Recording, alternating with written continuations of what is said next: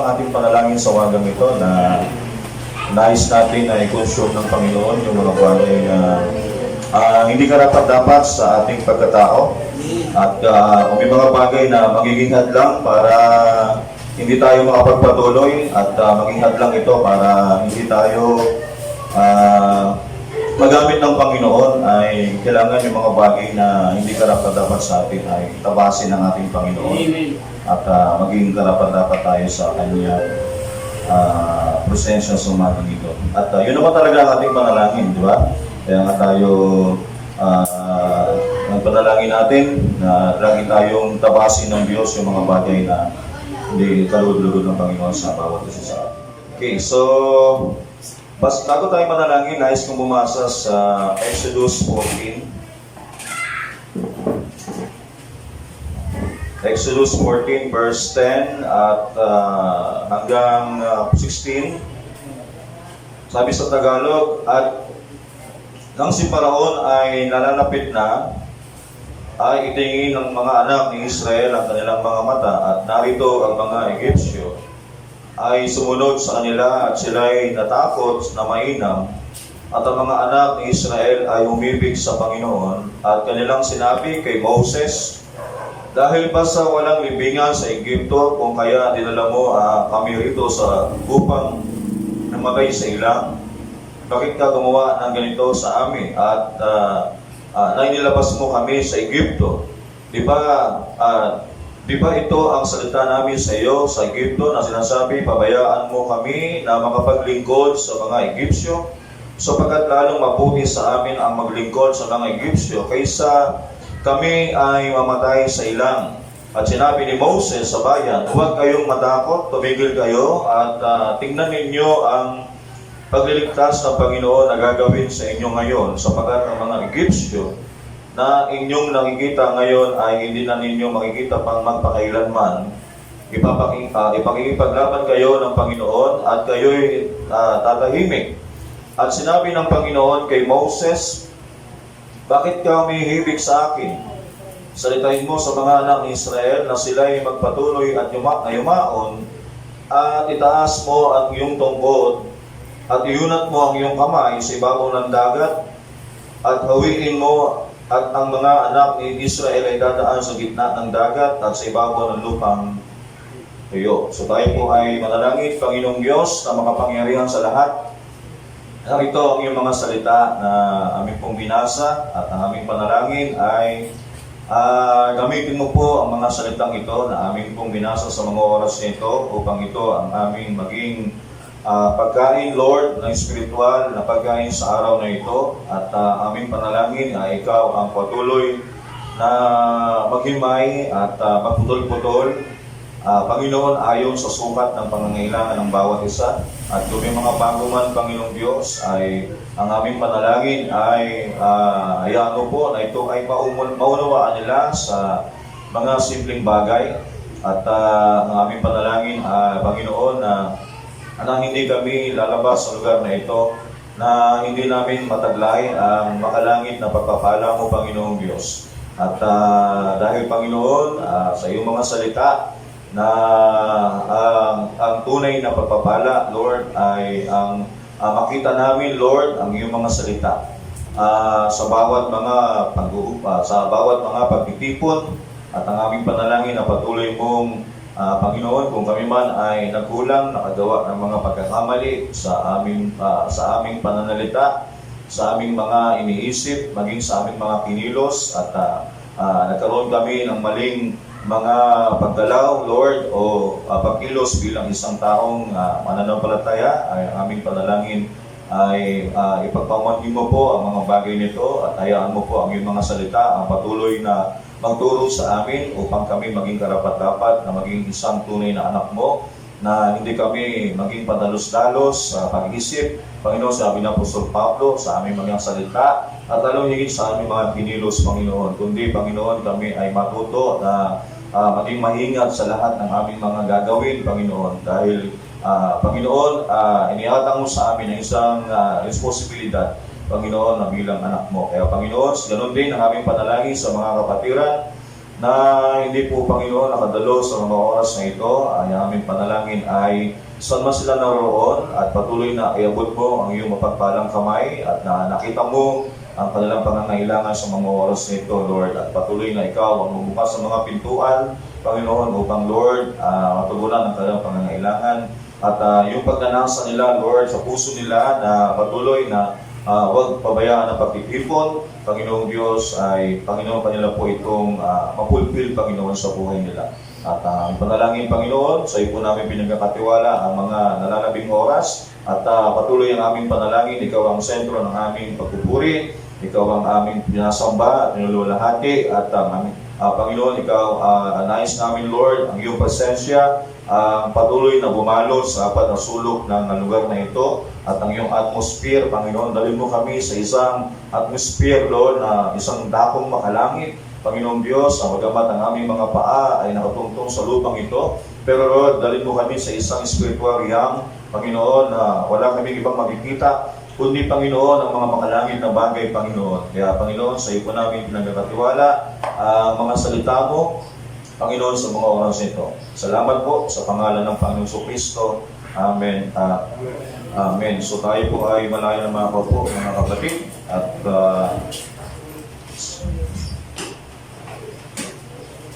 so, okay, no? God bless kay kapatid niyo ba? Okay. God bless po, no? Sa ating kapatid, no? At welcome po kayo sa lugar na ito, sa gawain, no? Hindi ko masasabing welcome kay sa iglesia kasi ang iglesia ay hindi ang building, kundi ang iglesia ay ang tao. No? At okay, so salamat din sa ating kapatid, sa Cecil, at nakasama natin siya ngayon. At alam ko, dumaan din sa mahabang panahon ng may mga bagay na nesikaso. At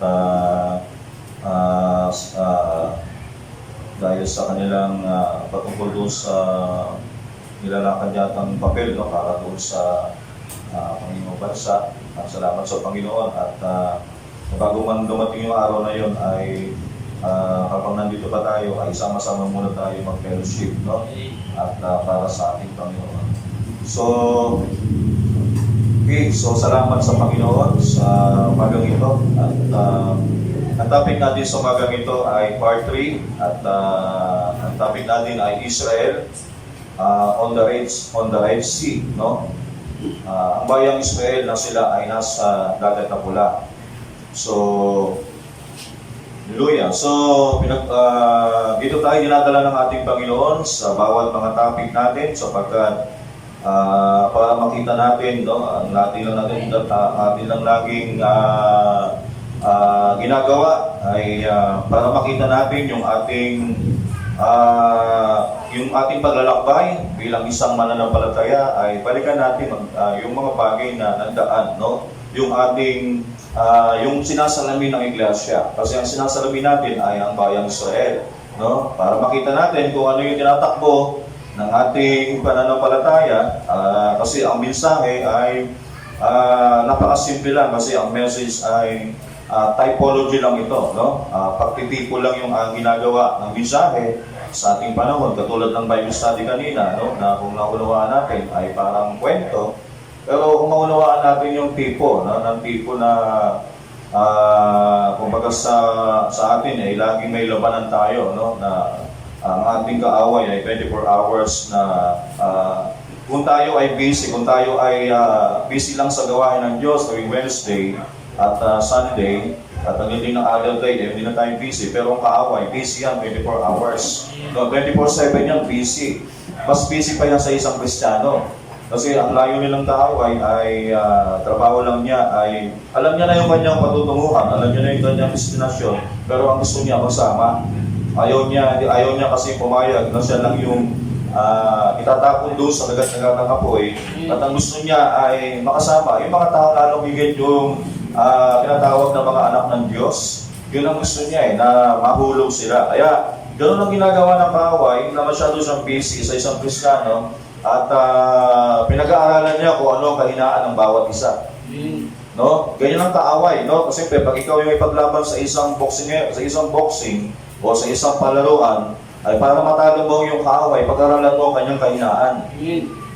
No, minsan ganyan ang kaaway, pinag-aaralan tayo ng pinag-aaralan tayo ng kaaway, kung saan tayo mahina, doon tayo lagi sinusuntok.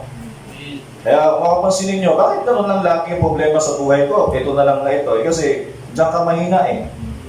Diba? Yan ang kahinaan mo. Kung mahina ka sa temptation, kung mahina ka sa mga bagay na may sinasabi sa iyo para sa ikaayos mo, para sa ikatatag mo, para sa ikakabuti mo, ay ayaw mo pakinggan, diyan ka mahina. Yan lagi yung paulit-ulit. Diba? Kasi ganyan. Kasi bakit? Kasi nga, yan yung isang bagay na kinaan natin eh. Pero yun yung isang bagay, panalangin natin kanina, yung ating bayan, no? Consuming fire, O Lord, no?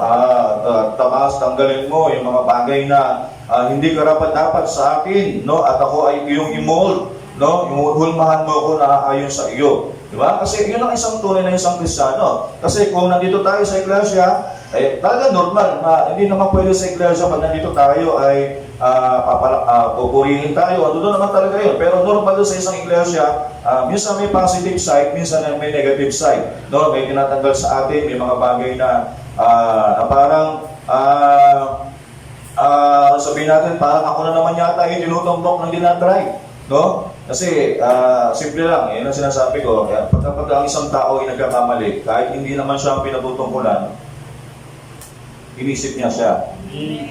So, yun ang sinasabi natin, di ba? Pero, gano'n pa man, kung nararamdaman natin na tayo nga yung tinutukoy, sinasabi ng Diyos sa kanyang salita, mapalad tayo kasi tayo ay nasasaktan, no? Tayo ay nagigilty sa mga bagay. Kasi pag hindi na tayo nasasaktan, mahirap yun.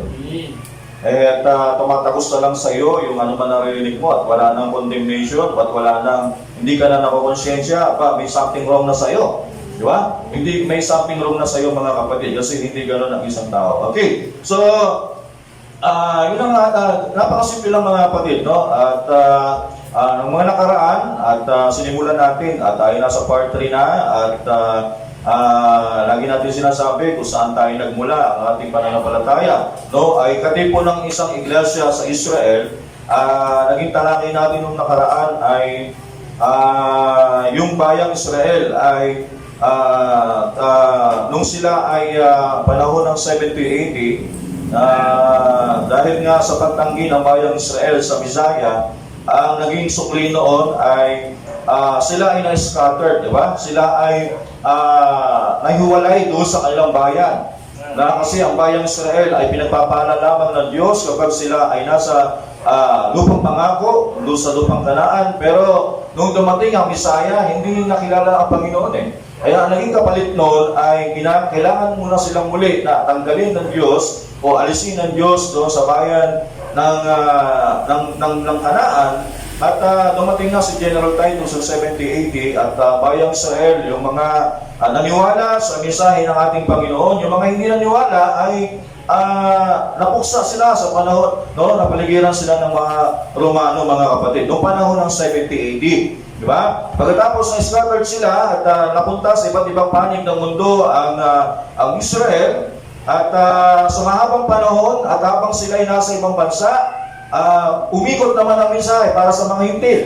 Di ba? Doon naman na nagpasimula dahil sa nabulag sila at habang ang bayang Israel ay wala sa lupang pangako, pero yung pangako ng Diyos napunta sa Gentile. Kaya mayroong pangangaral ng Ebanghelyo at ang sabi ng Di Pablo, ang sabi ng Panginoon, ipangaral ninyo ang mabuting balita sa lahat ng kinapal, sabi sa lahat ng tao.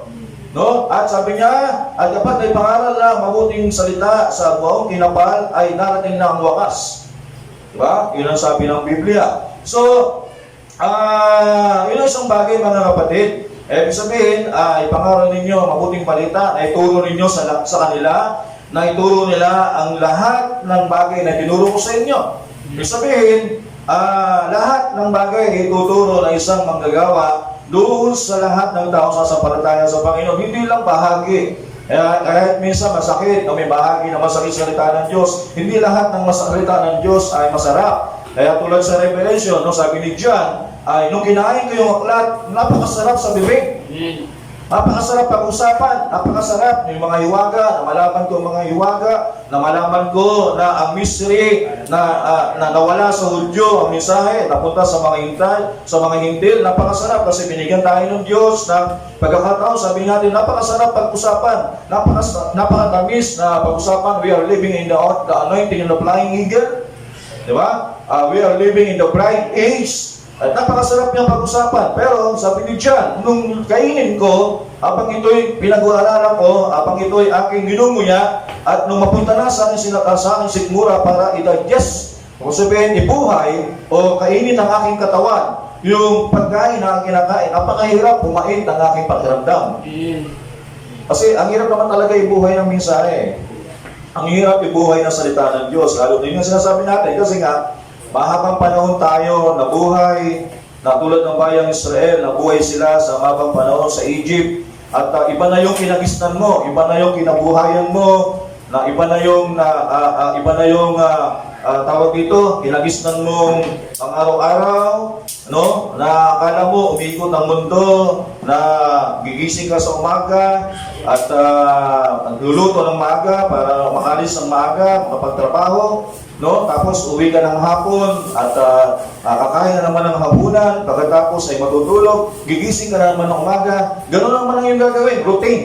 Paikot-ikot lang ang buhay ng tao. So alam niya, yun lang, at ang tao ay dahil mahabang panahon nandito sa sanlibutan, ang kanyang kanyang nakaisipan ay puro trabaho. Kapag ako'y nakaipon ng malaki, bibili ako ng ganito, ganyan, di ba? Marami akong gustong gawin, marami akong gustong puntahan, marami akong gustong marating. Yun yung buhay ng isang tao, di ba? Na normal. Pero sabi nga natin, yun yung buhay natin pero yung buhay natin ay paikot-ikot lang yan. Pero hindi ganyan ang gusto ng Diyos. Hindi ganyan ang plano ng Diyos kasi ang tao, hindi naman talaga dapat nagtatrabaho.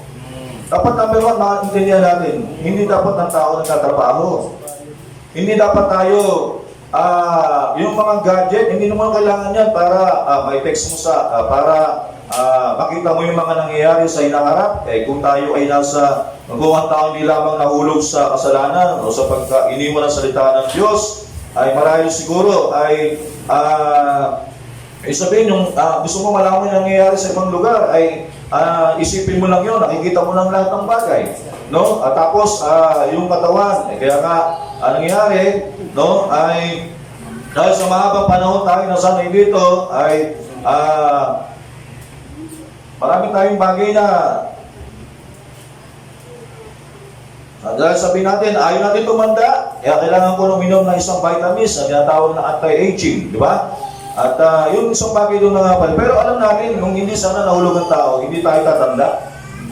Kasi tumanda ang tao dahil po sa kasalanan, mga kapatid. So, ibig sabihin, ng bayang Israel, nung sila ay nasa iba't ibang panig na ng mundo, mga kapatid, no, ang Diyos ay kailangan sila ay dalhin ng Diyos, no, ay balik sila sa lupang pangako, no, at ang ginawa ng Diyos ay tulad sa panahon ni Moses, sa panahon ng Egypt, mga kapatid, na panahon ng Exodus ng bayang Israel, ay galing sila sa Kanaan sa panahon ni Abraham. Sa panahon ni Joseph, sila ay napunta doon sa Egypt, at na mahabang panahon na alipin ang bayang Israel, at para sila ay muling ibalik ng Diyos. Ang Diyos ay nagpadala ng mga salot doon sa Egypt. Di ba? Nagkaroon ng 10 salot, at ang layunin nun ay nagpadala ng salot ang Diyos, kasi ang Egypt ay tipo ito ng sanlibutan, mga kapatid. Ibig sabihin, ang Diyos ay nagpadala ng mga salot sa Egypt, pero ang layunin nito ay itulak ang bayang Israel palabas ng lupa ng bansang Egypt. Dahil kailangan nilang bumalik doon sa lupang pangako, kasi doon lang sila pwedeng pagpalain ng Diyos. Doon yung kanilang tunay na bayan, mga kapatid, no? At sa panahon natin, no, panahon ni General Titus, na ang bayang Israel ay na-scattered, ay based no, sa ating topic nung nakaraang Merkules, sa ating prayer meeting, ay muli ginagamit ng Diyos ang tinatawag natin the 7 P's, no? Yung 7 P's of the trumpet, no? The same history doon sa Egypt, mga kapatid. Yung laman ng 7 piyesta, ito ay mga salot. Ang salot nito ay para ang bayang Israel nasa iba't ibang dako na nasa Pilipinas, sa Amerika, Germany, iba't ibang panig ay dumating ang mga sakuna, mga dilubyo sa panahon natin ay dahil layunin ng Diyos ay tinatawag ng Diyos ang kanyang bayang Israel upang sila ay lumabas sa bansang Pilipinas na maisipan nila bumalik na ako sa lupang pangako, bumalik na kami sa aming bayang tinubuan. No, kaya ibig sabihin, pag nakikita nila yung mga nangyayari sa paligid, sa mga nangyayari sa hinaharap, o nakikita nila sa paligid, yun yung isang bagay na natutulak sa nila para bumalik na kami sa lupang pangako. Sabihin, ang bayang Israel ay tinawag sila ng Diyos sa pamamagitan, ginagather sila ng Diyos, tinilipon sila ng Diyos sa pamamagitan ng mga trumpet. So yung trumpet, yun nangyari doon sa panahon ng bayang Israel, doon sa Egypt, mga kapatid ng Diyos ay kailangan mapadala ng salot para yung puso ni Paraon ay mapalambot at payagan niya ang bayang Israel. Sige, umalis na kayo dito. Di ba? So ngayon, sabi ko nga nakaraan, anong kinalaman nito sa atin bilang church? Sabi ko malaki. Kasi nga, ang bayang Israel ay tinawag ng Diyos para lumabas sa Egypt. No? Sa Egypt, kumbaga isang literal na bansa na nasa loob ng isang bansa. Ginamit ng Diyos ang salot para ilabas ang bayang Israel. Pero tayo ay nasa Egypt, no? Ano yung Egypt? Ito yung mga sanlibutan bagay. Ito yung mga bagay na hindi naman tayo dapat, bagamat tayo nasa daigdig na ito, pero hindi tayo mga makasanlibutan. Hindi tayo, bagamat kailangan natin ng mga bagay dito sa ibabaw ng lupa, pero kailangan mo lang yan. Hindi mo yan, hindi dapat wala dyan ang pagmamahal mo, di ba? Iba yung pagmamahal, kasi pag ang isang bagay ay, nilagay mo na yung puso mo doon sa isang bagay, ang tawag yan, Diyos-Diyosan mo na yan eh. Nagiging Diyos-Diyosan mo yan. Kapag ang isang tao ay mas priority pa niya ang Diyos, mga kapatid, o ang bagay dito sa sanlibutan, o mga bagay, hindi niya inuna ang Diyos, ibig sabihin, iyan ay kanyang Diyos-Diyosan. Di ba? Ang akala natin ng Diyos-Diyosan ay gawa ng kamay ng tao. Gawa ng kamay ng tao. Ikaw gumagawa. Minsan gumagawa tayo ng sarili nating Diyos eh. Para hindi naman literal na ginagawa mo, no? If tayo mismo natutulak, minsan yung cellphone, dahil hindi mo yung maiwanan, ang linggo ngayon, medyo naatak ang iyong atensyon, medyo napahapa, at nakalimutan mo na, gawain pala ngayon, pagtitipon. Ngayon, ay nangyayari, nagiging Diyos mo na yung cellphone, di ba? At yung mga bagay, minsan, dahil sa, minsan yung asawa mo, hindi mo maiwan-iwanan, halimbawa, ay hindi naman believer, pero dahil sa lumiwanan, alam mo pagtitipon, so hindi ka mapagparang sa asawa mo na mayroon ng gawain ngayon, kailangan mo pumunta sa gawain, no? So mangyari, pag hindi mo ginawa yun, yung asawa mo na yung nagiging Diyos-Diyosan. So yung mga bagay na yan, mga kapatid. Pero dapat bilang sa Kristiyano, alam natin ang ating responsibility at duty. Yung ginapi kayo ng maga, dapat sa isang Kristiyano, alam mo yung ating pull of duty. Di ba? Ang duty natin, pag dumating ang Merkules, o pag wala tayong ginagawa at malapit lang tayo, pag wala tayong ginagawa, ang duty natin, yung matin ng prayer meeting. Kapag Sunday naman, at ito ang ating gawain, kung wala tayong trabaho, maliban na lang, wala tayong trabaho talaga, hindi natin mapipilit yung iba, talaga may trabaho pag Sunday. So hindi natin pinipilit yan, hindi natin sinasabi, pag hindi ka nakadalo ng Sunday, hindi ka ma-rapture. Wala tayong ganyang turo. Kasi, wala natin, kaysa naman sabihin natin, Brad, pag sinabi na natin yan, baka mag-resign yan, ang problema niyan, yun nga, kailangan mong sagutin yung kanyang kakainin araw-araw. Pero hindi tayo dogmatic, hindi tayo legalist, walang ganyan sinasabi. Basta nasa trabaho ka, basta tapat ka na nagtatrabaho, at naglilingkod ka, anong dapat mong gawin? Kung ikaw ay nasa company, paano maging tapat? Kung ano yung rules and regulation ng company, yun yung iyong gagampanan. Kung meron ka naman sariling negosyo, alam mo naman paano magnegosyo isang Kristiyano, di ba? Kung paano maghanap po isang Kristiyano, yun ang iyong gagawin. At dumating man ang Panginoon, halimbawa, linggo ng umaga, sa Amerika, linggo, sa atin sa Luis na. O, sabihin, nasa panahon tayo ng pagtatrabaho. Kaya nga Panginoon, sabi niya, ang pagdating ng Panginoon ay wala nang akalan ng araw. Kasi pag sinabi mong araw, linggo. Sa atin linggo, sa Amerika, alam ba doon Julius ngayon, Sabado pa lang ng gabi. Mga alas 7 ng umaga, gabi. Sabado. O, palinggo pa lang ng gabi yun. O, yung sabihin, kung dumating siya, kaya nga, kung oras naman, alas 12 ng media, 11:30. Sa atin 11:30, sa kanila, anong oras pala, alas 7 ng gabi. So, ibig sabihin, hindi pwedeng pagbatayan. Pero kung halimbawa, kung tumating ang Panginoon ng Sunday ngayon sa Pilipinas, ng 11:30, dito, na tayo linggo. Pero paano yung sa ibang lugar? Ay, kung sila'y natutulog, di ba? Kung sila'y nagtatrabaho. Basta walang problema kahit anong araw dumating ang Panginoon. Pero anong sabi? Ano bang sabi ng Panginoon? Basta datnan kayo ng lilingkod. Ang isang alipin na tapat, di ba? Sabi ng Biblia, ang isang alipin tapat, datnan ng Panginoon. Ano yun? Naglilingkod. Kasi sabihin, saan man tayo, hindi naman maliligtas ka kahit na sabihin mo, dumating ang Panginoon ng Sunday, nasa pagtitipon tayo. O, nasa pagtitipon ka. Pero paano mo masasabi 100% na ikaw nga'y guguhin ng Panginoon? Ang sabi ng Panginoon, love your God with all your heart, with your mind, with all your strength. Pero paano kung hindi naman buong puso nandito? Hindi naman buong isip nandito ngayon sa Panginoon? Eh, hati. Marahil may iniwan kang pera doon sa bahay mo, naisip mo, baka biglang pasukin ng magnanakaw. O di, ang sabi ng Panginoon, kung nasaan lang yung kayamanan, nandun lang yung puso. Diba? Kung iniwanan mo yung kayamanan sa bahay, nandun ang puso mo. Bagamat nandito ka, ang puso mo wala. Nandito ang iyong katawan, pero wala dito ang yung puso. Kasi, pero kung ang Panginoong Diyos ang iyong kayamanan, kung ang Diyos ang iyong treasure, ibig sabihin, nandito rin ang puso mo. Kasi bakit? Kasi nga, kung mawala man yun, papalitan ng Panginoon.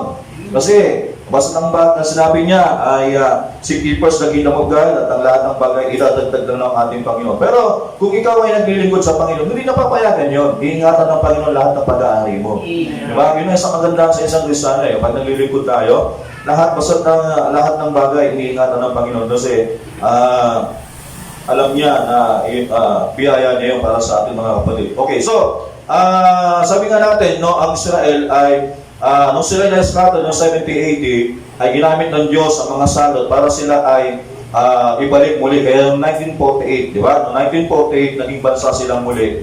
No? At ngayon, mga kapatid, tayo naman bilang isang spiritual Israel, at ginagather tayo ng Diyos, sabi nga natin, sa pamamagitan ng mga opening seals, sa pagbubukas ng mga hiwaga. No? Kasi hindi tayo, kaya nga tayo, kahit lumilindol, alam natin. Kasi yung sinasabi sa Mateo, ang kausap ng Panginoon ko sa Mateo 24, bansa, laban sa bansa. Sabi ng Panginoon, sabi ng mga alagad, Panginoon, nakita mo ba ang templong ito? Napakaganda. Sabi ng Panginoon, sabi niya, darating ang panahon sa templong niya, walang kapwa itong maiiwan sa kapwa pa ito. Sabi niya, di ba? Pinagmayabang ng mga alagad. Pero sabi ng Panginoon, darating nyo ba alam, darating ang mga panahon na sabi niya, ang walang maiiwang bato sa kapwa bato. Kailan nangyari yun? Sabi, nung panahon ang itayo, yung Mosque of Omar. Diba? Nawala yung talagang original na Temple of Solomon na tinayo. Tapos sabi niya, at darating ang panahon, magkakaroon ng mga bulaang Kristo. Ano yung mga bulaang Kristo? Mga bulaang mga ngaral. Ibig sabihin, yung kausap niya, ang Israel.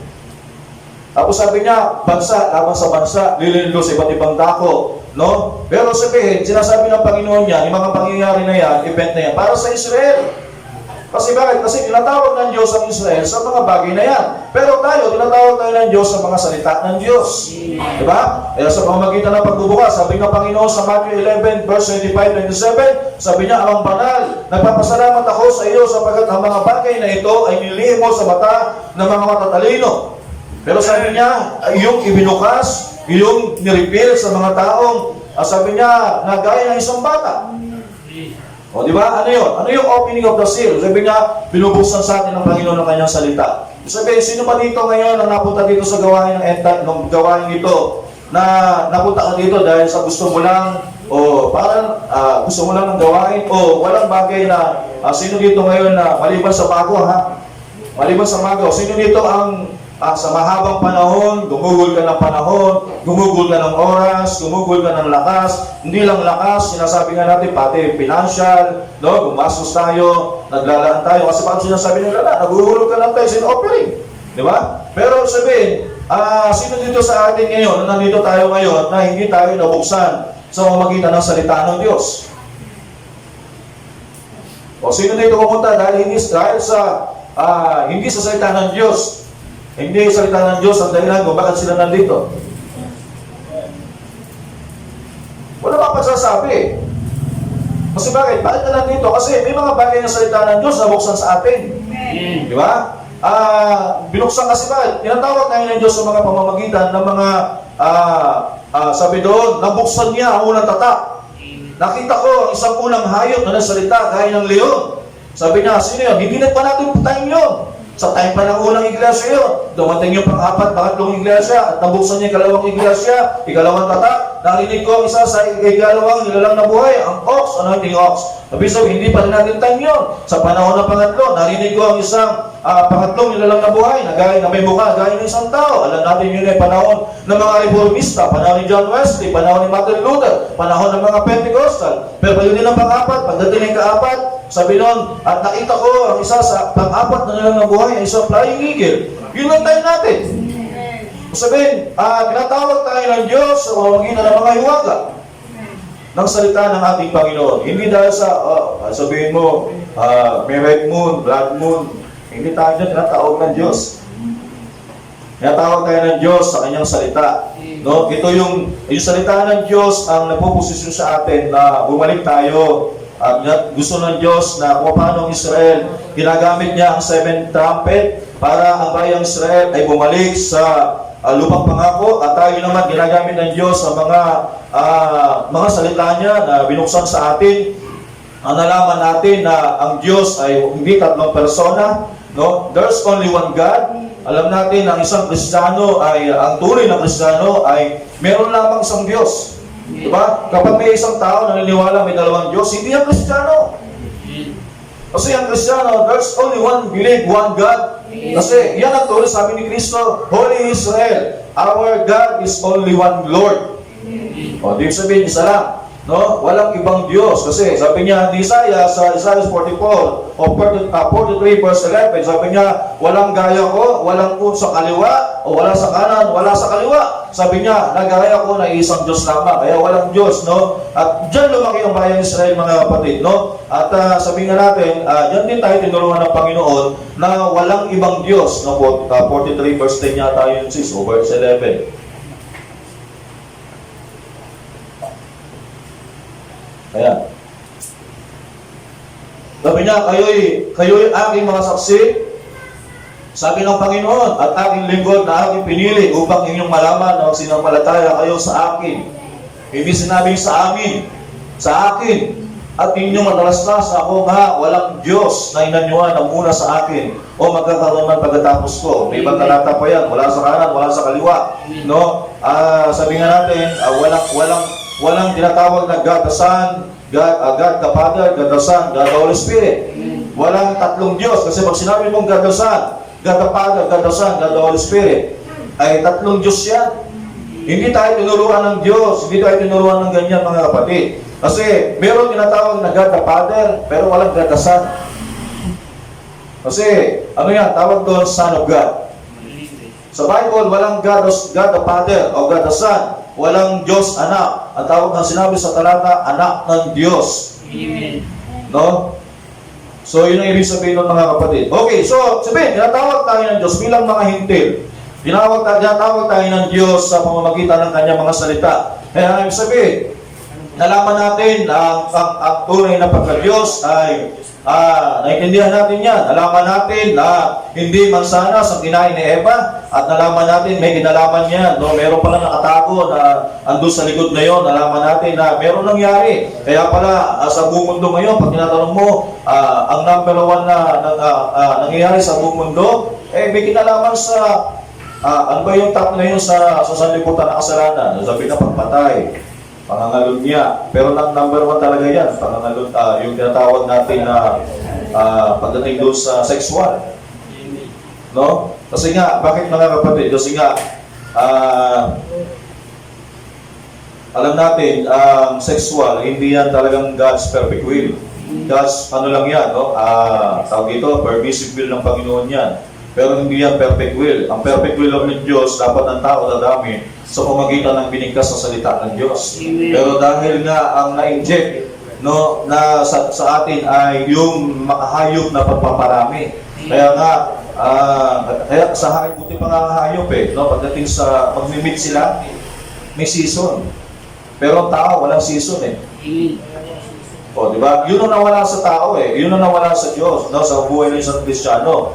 na ang hayop, kita nyo yung mga hayop, may mga tulad ko, may alaga kong isang ipon, no? Pag malaki na yung kanyang sisiyo, mga ilang buwan na, 2 buwan, at saka pa lang sila magmimit ulit.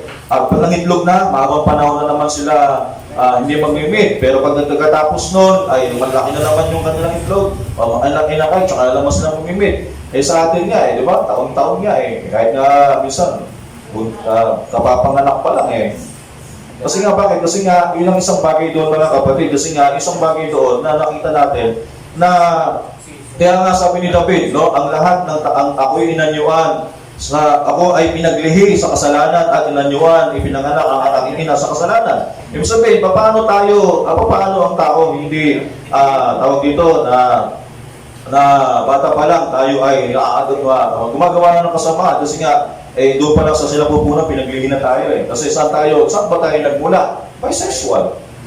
Pero yun ang isang bagay, kaya gusto ng Diyos except a man be born again. Kaya nga pinasok ng Panginoon yung kanyang turo na maliban ng tao ay may panganak na muli. Kasi bakit? Kasi yung unang nating kapanganakan ay mali. No, kailangan tayong muling ipanganak sa spiritual na kalagayan. Kaya pag hindi ka na born again, no, hindi ka anak ng Diyos. Kasi pinapatay ng Diyos ang unang mong pagkatao, mga kapatid. Ngayon, yung isang bagay na binubuksan sa atin ng Panginoon, ngayon, tinawag tayo ng Diyos, kasi kung hindi ka tinawag ng Diyos sa mga binuksan na salita, kaya pag may pagsubok, natapa ka. May mga bagay na konting bagay sa buhay mo dahil hindi ka tinawag ng Diyos sa mga salita, dahil maaaring sabihin mo, ang ganda, maganda yung setup, maganda yung parang setup ng gawain at doon ka lang nakuha at maaaring doon kasi si Cras o sa tuwing nakikita ko yun ang gusto ko. Pero hindi ka umatin dahil sa may mga bagay na nabuksan sa iyo sa salita ng Panginoon. Diba? Pero sabihin, tayo, tinatawag tayo ng Diyos sa pamagitan ng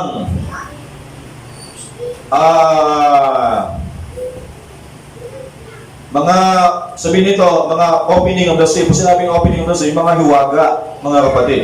No? Binuksan sa atin yan. Yun yung isang bagay doon, na nalaman natin, kasi alam natin, pag sinabing Kristiyano, lahat ng denominasyon, Kristiyano. Nalaman natin sa misa, ang Kristiyano lang, hindi siya denomination. Kaya may papangangaral ng ating kapatid, why not denomination? Kasi nga, pag denomination, hindi mo masasabing Kristiyano yan Kasi ang Kristiyano, hindi yan denominante. Di ba? Doon mo lang nalaman, marami pala nasasabing Kristiyano, pero nag-claim ng Christian, pero hindi pala lahat Christian. Kasi, makikita natin, kasi nga, pero bakit mo nalaman? Kasi nga, nabuksan sa iyo yung salita ng Diyos. Okay, parang okay.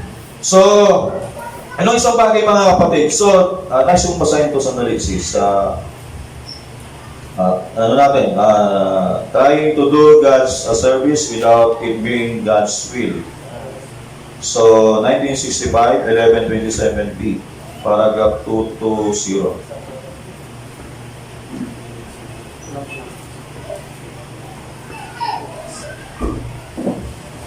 Sabi dito, but now is the bride calling, now is the when the 7 seals has been opened.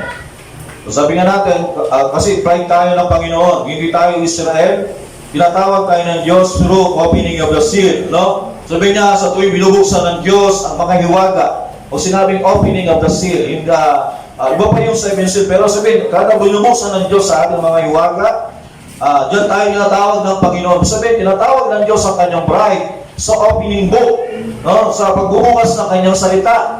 No? Nire-reveal niya ang kanyang salita sa bawat individual. Kaya ang natin dito, kung narito ka, hindi dahil sa pagbubukas ng salita ng Diyos, so sabi niya, hindi mo nakita ang paglalantad ng Diyos sa kanyang salita. Sabi niya, hindi ka tinatawag niya, hindi ka narito dahil sa tinawag ka niya, dahil sa isang bukas sa salita, nireveal niya sa kanya sa kanyang salita. Mga kapatid, sabihin, yun ang bagay, hindi genuine ang tawag, hindi genuine ang pagkatawag doon, mga kapatid, no? Totoo nito, ang genuine ay tinatawag ng Diyos ang isang individual na Kristiyano sa pagbubukas ng salita. Sabihin dito, sabihin ko sa inyo, bakit kayo nandito, kapatid?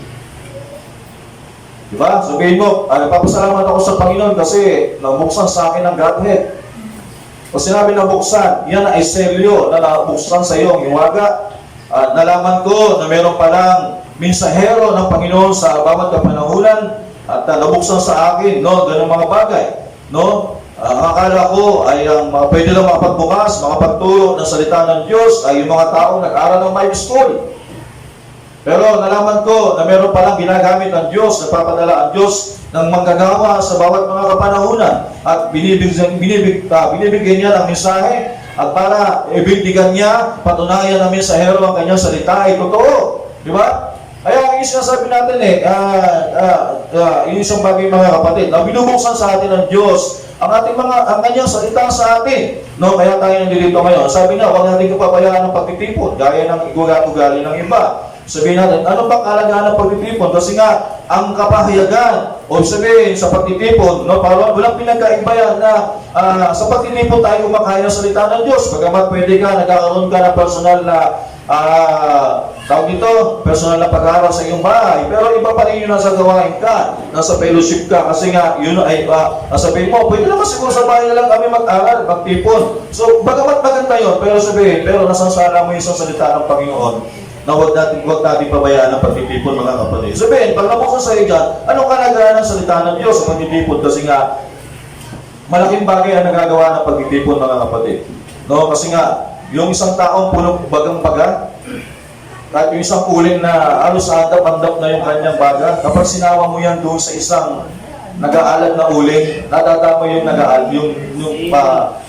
kasi kung manghihina ka, bubukod ka doon sa may apoy, lalo kang mamamatay.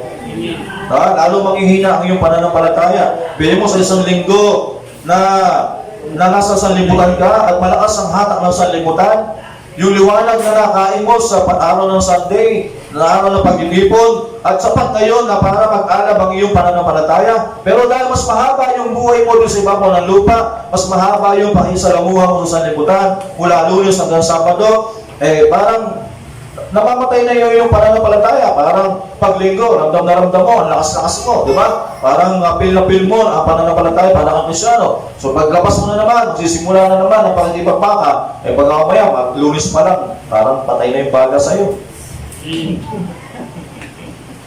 Ngayon, kung, di ba, sa tagal ka na nahiwalay, nabukod ka na, ano na nangyari sa apoy na nasa iyo? So kailangan kaya isabihin, huwag mong kalimutan para isabihin, muling maibalik yung alab mo sa Panginoon, no? Yung alab natin, yung apoy. Kasi hindi lahat ng tao maalab. May mga tao pag umalis na gawain, hindi namamatay ang alab niya. Nag-aalab nyo, kasi nga hindi pa tayo pare-parehas sa pananampalataya. May mga tao na maalab talaga yung kanilang pananampalataya. Kahit saan mo sila dalhin, kahit naging isa yan, kahit mahabang panahon sila naging isa, nakatayo pa ang salita ng Diyos kasi maalab sila. May mga tao naman, kung tinahiwalay lang, malakas ka pag may fellowship. Pag wala ng fellowship, kahit namamatay na sila. Di ba? Yun ang isang bagay, mga kapatid, nakahalagahan. So, nalaman natin yan, ganyan pala. Ganun pala ang kalagahan ng pagtitipon ng salita ng ating Panginoon. Okay, so sabihin mga kapatid, okay. So, okay na, ito. Sisimulan na tayo. Yung bayang Israel, nung sila ay nasa Egypt, nagpadala ang Diyos ng mga salot. Ang layunin ng salot ay ipus ang bayang Israel patulak palabas. Kaya nga, para sila may labas. At sabi dito sa message na Israel and the Church number 3.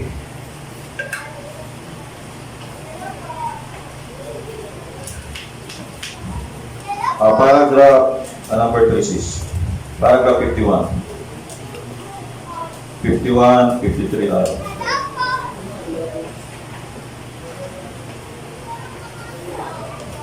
Depende kasi ang presensya ng Diyos sa response ng listener. Okay, sabi dito, now we're coming down to the last flag. Last thing God said, I am tired, pulling now. I'm going to give the last flag. Now, I want you to notice the last flag was death. Sabihin yung, alam natin, may 10 salot. Pero, ang kauli-huli ang salot na ibinigay ng Diyos ay kamatayan. Death. Diba sabi? Okay. Now, we had earthquake. Nagkaroon ng mga earthquake. We've had wars and rumors. Ang binabanggit dito ay Matthew chapter 24. No, may mga lindol sa iba't ibang dako. Alam natin, nararanasan na natin yan. We've had wars and rumors. No, or wars. We've, sabi niya, had tidal waves. As Jesus said, will be the sea rolling. Men's heart failing. Sabi niyo, parang natatakot, di ba? More heart trouble. Number one, disease. Nagkaroon na tayo ng mga karamdaman. Diba? Fear, takot. Ano bang naging bunga nitong pandemic? Diba? Sawag dyan ay disease. At ang bunga nito ay fear. Diba? Nagbunga lang ito ng takot sa bawat isa sa atin. Sabi niya, perplex of time, distress between the nation, horseless. Sabi niya, carriage in the broad way, all these things fulfilled. Lahat ng ito ay fulfilled na. But the last plague is death. Death. Not physically speaking, hindi daw literal speaking, but spiritually speaking. That spiritually in the church, you notice it was amongst the sons, spiritual death. The church has got more members than it ever had, thriving better than it ever did, and yet the weakest in the spirit, that it ever was, that true, that just like it was in the Egypt. Now, notice the last thing. Okay. So sabi niyan, ang huling salot na dumating sa Egypt ay ang angel of death, kamatayan. So bago sila, pagkatapos noon ay lumabas, mga kapatid. At ang sabi dito, sa bayang Israel, literal na kamatayan yun, lahat ng anak ng isang Egyptian, lahat ng panganay nilang anak ay pag dumaan ang anghel ng kamatayan ay mamamatay. Sabihin, yun yung huling tanda na iniwan ng Diyos sa bayan ng Egypt at bago lubusang pinakawalan. At kung ito ay sa spiritual, sabi dito ng mensahe, at ang huling bahagi, ang huling bagay ng salot na darating sa loob ng isang, sabi niya, in the Lord, sa loob ng isang church, sabi niya, ay spiritual death. Kaya, sabihin, nakita natin, nung dumating ang salot na ito, itong pandemic na ito, mga kapatid, ay maraming mga tao, tinamad na sa gawain, maraming natakot sa, baka kami ay mahuwaan, kami ay madapuan, so natakot na, mas kinakatakutan nila, kaysa doon sa, wala na sila ng gana sa pagdalo ng mga gawain, kasi mas natakot na sila doon, mga kapatid. Ngayon, namatay, nawala yung kanilang pananampalataya. No, yung spiritual, yung death doon, yung kanilang pananampalataya, mga kapatid. Ngayon, sabi niya, yan din ay dadaan sa panahon ng ating iglesia, mga kapatid, sa ating kapanahunan. Okay, so ngayon, let's buksan yung ating Bible sa Book of Exodus chapter 12. Verse 1 to 15. Medyo mahaba ito, pero i-drive na natin, mga kapatid. Okay, tingnan natin. So, ngayon, sinabi ng Diyos sa ibang talata, sa ibang chapter ng Exodus 11, ay kinausap ni Moses ang bayang Egypt. Sabi niya sa oras na ito, sa araw na ito, ay dadaan ang anghel ng kamatayan at ang lahat ng panganay ng Egypto ay mamamatay. At the same time, may salita na ang Diyos na iniwan sa bayang Israel, sa Egypt. Pero ang Diyos ay nagbigay din ng salita ng Diyos sa Israel para sila ay maingatan na hindi sila magalaw ng angel of death. Diba? At sabi dito ng Panginoon, sabi niya, at ang Panginoon ay nagsalita kay Moses at kay Aaron sa lupain ng Egypto na sinasabi, sa buwang ito'y magiging sa inyong pasimula ng mga buwan. Kasing buwan na yan, buwan ng Abib, Abril. Siyang magiging unang buwan ng taon sa inyo. Salitain ninyo sa buong kapisanan ng Israel na inyong sabihin, sa ika-10 araw ng buwang ito, magsisikuha sila sa ganang kanila. Bawat lalaki ng isang poldero, ayon sa kanyang mga sambayanan ng kanilang mga magulang, isang poldero sa bawat sambayanan. Sabi ni Moses, itong pagsimula ng buwan na ito, yung buwan ng Abril, sabi niya, sa ika-10 araw, April 10, lahat ng head of the family. Who is the head of the family? Brothers. So, sa literal. Pero, sa spiritual, lahat ng head of the family. Every church. Sino yan? Mga manggagawa. Diba? Sa bayan ng Israel, sabi dito ng Panginoon kay Moses, sa bawat sambayanan, sa bawat ama ng tahanan, kukuha sila ng bawat isang kordero, bawat pamilya, no, ayon sa kanyang sambayanan, sa kanilang sambayanan, at kanilang mga magulang, isang kordero sa bawat sambayanan.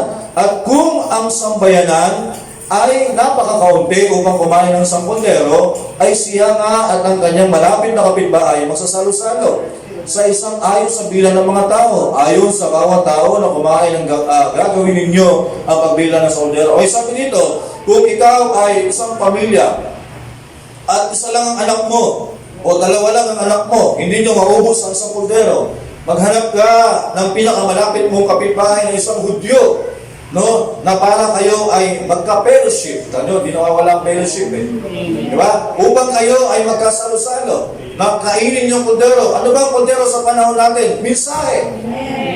Diba? Kasi sabi niya, in the beginning was the Word, and the Word was with God. No, sino yan? Si Christ, the Lamb of God. No, kaya sa atin, nabubuhay tayo sa panahon ito ng kadiliman. Hindi literal na kadiliman, sabihin mo, pero dyan tanghali tapat, nagliwanag, at umaga pa, hindi tayo namumuso sa isang literal na panahonan. Ang ating panahon, ating kinabubuhayan ay panahon ng kadiliman. Bakit? Bakit ang sinabi madilim? Kasi ang sanlibutan, iniwan na nila ang salita ng Diyos. Pag sinabing pag iniwan mo salita ng Diyos, nakapaghahatid kasi liwanag yan Sa isang literal, salita ng Diyos, liwanag. Pag as long na ako ay nasa liwanag, di ba? Nabubuhay ako sa kasama ng Diyos. Pero once na ako'y lumayo sa liwanag, asahan mo ba may liwanag ka? Wala. Anong nasa iyo? Kadiliman. Amen. Ano bang liwanag ng Diyos? Ang liwanag ng Diyos, di ba? Na sambahin mo ang Diyos. Ngayon, pag wala ka sa liwanag, salita ng Diyos, lalayo ka, alam naman sambahin mo pa rin ng Diyos. Sabihin, kabaliktaran. Di ba? Pag ikaw ay nasa salita ng Diyos, sabi niya, ibigin mo ang iyong kaaway. Pero once na lumayo ka na sa salita ng Diyos, hindi mo na nagagawang ibigin ang iyong kaaway. Pag ikaw ay nasa salita ng Diyos, sabi niya, ibigin mo ang iyong asawa. Bakit mo naiibig ang iyong asawa? Hindi sa iyong sarili, dahil sa salita ni Kristo. Dahil nasa iyo si Kristo. As long na nasa puso mo si Kristo, nagagawa mo mahalin ang iyong asawa. Nagagawa mo mahalin ang iyong kapwa. Pero once na ikaw lumayo sa salita ng Diyos, kamaligtaran niya, kapatid.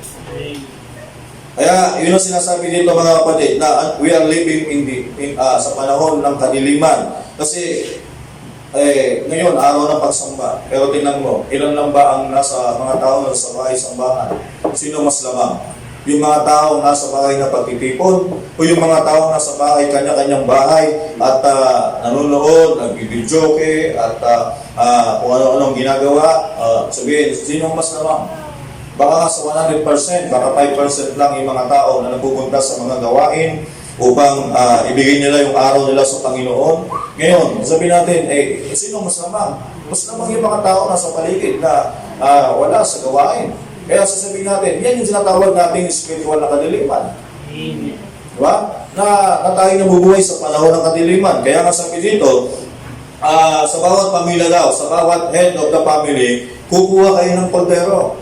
Sabi, kung ating pag-uusapan sa mensahe, bawat isang local church, meron tayong mensahe, no, na dapat kainin natin, no. Sabi dito, ay pagpapatuloy natin sandali, no, sa next verse, sabi niya, at inyong kordero pipiliin ay yaong walang kapintasan, isang lalaki na isaing taon, inyong kukunin sa mga tupa, sa mga kambing, at inyong aalagaan hanggang sa 14 na araw ng buwang ito, at papatayin ang buong kapulungan ng kapisanan ng Israel sa paglubog ng araw. No? At kukuha sila ng dugo. Sabihin, sa panahon, sabay na yan, habang lumulubog ang panahon, ang Diyos merong covenant sa Egypt, no, may salot na mangyayari. At the same time, may covenant din ng Diyos sa bayang Israel para sila ay maging safe, mga kapatid. Ngayon sabi niya ito, kukuha sila ng dugo niyan at ilalagay sa dalawang haligi ng pinto at sa itaas ng pintuan sa mga bahay na kanilang kakainan. Ibig sabihin, kung saan sila nagtitipon, no, doon mo, kung saan yung bahay mo, yung kinatay mo yung tupa, no, at yung dugo na tumulo, hindi yung pagkain. Kasi ang buhay ay nasa dugo, mga kapatid. Kaya ang mangyayari, yung dugo na tumulo sa kaldero ay ipapahid ng isang Hudyo, ng isang tatay doon sa pintuan, mga kapatid. Kaya nga sabihin sa espiritual, no, mga kapatid, kailangan yung buhay ng kaldero ay maisagit niya sa iglesia. Di ba? May kintal yan sa mga mananampalataya at sikapin ng isang tatay na talagang may kainin ng kanyang mga anak ang laman ng kaldero. Kaya sabi ni Pat Peter kanina, pagka yung talata na yun, kaya maliban ang kanin yung aking dugo at ang aking laman, 12 na lang matitira. Yung isa, si Judas pa. Kaya 11. Pero yun ang isang bagay. Pero yun ang sabi natin kasi hindi nila naiintindihan yun no? Kasi ibig sabihin ng dugo ay buhay yun. No, laman, salita ng Diyos yun kinakain mo yung salita ng Diyos, mga kapatid.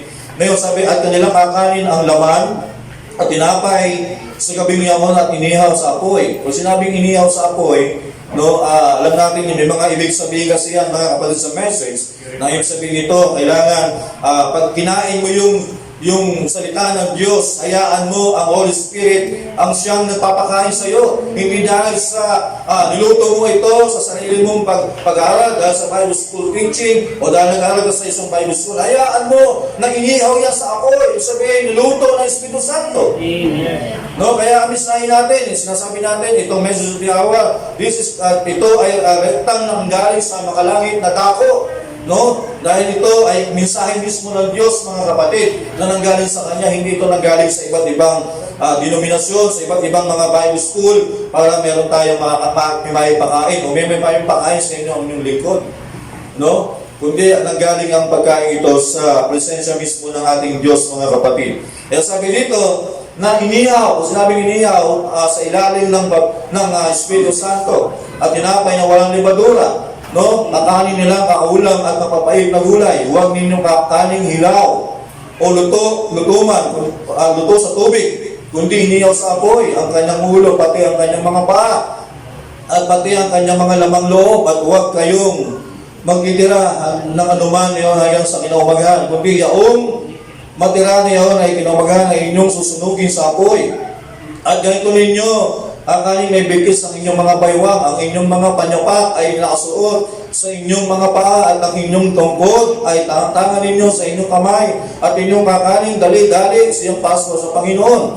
Sa 12, sapagkat ako'y dadangan sa lupain ng Egypto sa gabing yaon, at aking dilipunin ang lahat ng mga panganay sa lupain ng Egypto, maging tao, at maging hayop ay gagawa ko ng kahatulan laban sa lahat ng Diyos sa Egypto. Ako ang Panginoon. Ibig sabihin, tingnan nyo, the same na yan, na sinabi ng Diyos sa lahat ng bahay, ng bawat mga kapatirang Hudyo sa panahon na yun, ay kailangan may dugo doon sa pintuan. At habang may dugo, habang sumasapit ng 7 araw, no, dumadaan yung 7 araw yung mga kapatid, kinakain nila yung laman ng kaldero. Ibig sabihin ng laman, ay binubulay-bulay nila ang salita ng Panginoon. No, habang dumadaan ang angel of death, no, kailangan meron kumakain tayo ng salita ng Diyos. At habang meron tayong tanda sa labas, may Holy Spirit, mga kapatid, at the same time, dapat kumakain tayo ng laman ng kaldero. No, pinag-aaralan natin ang kanyang salita. Binubulay-bulay natin ang kanyang salita, mga kapatid.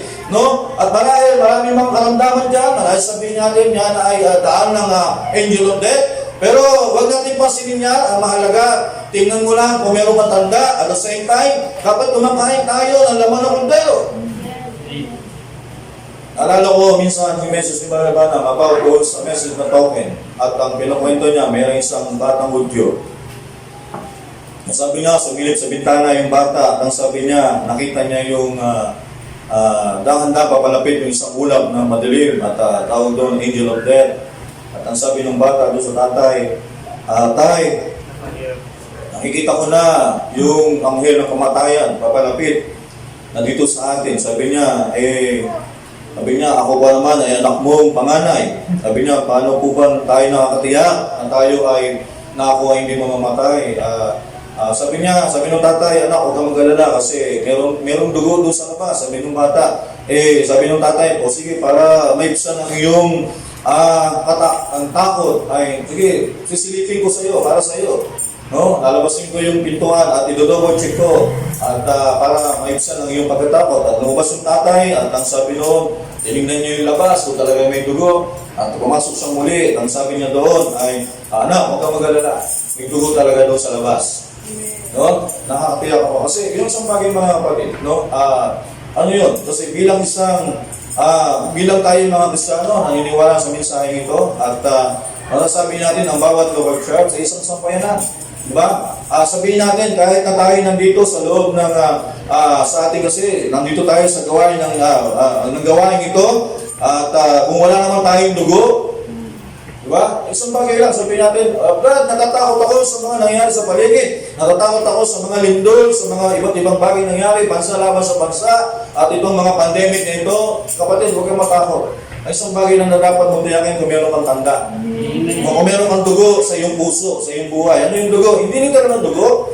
Kung tiyakin mo na ang buhay talaga ni Kristo ay nasa iyo.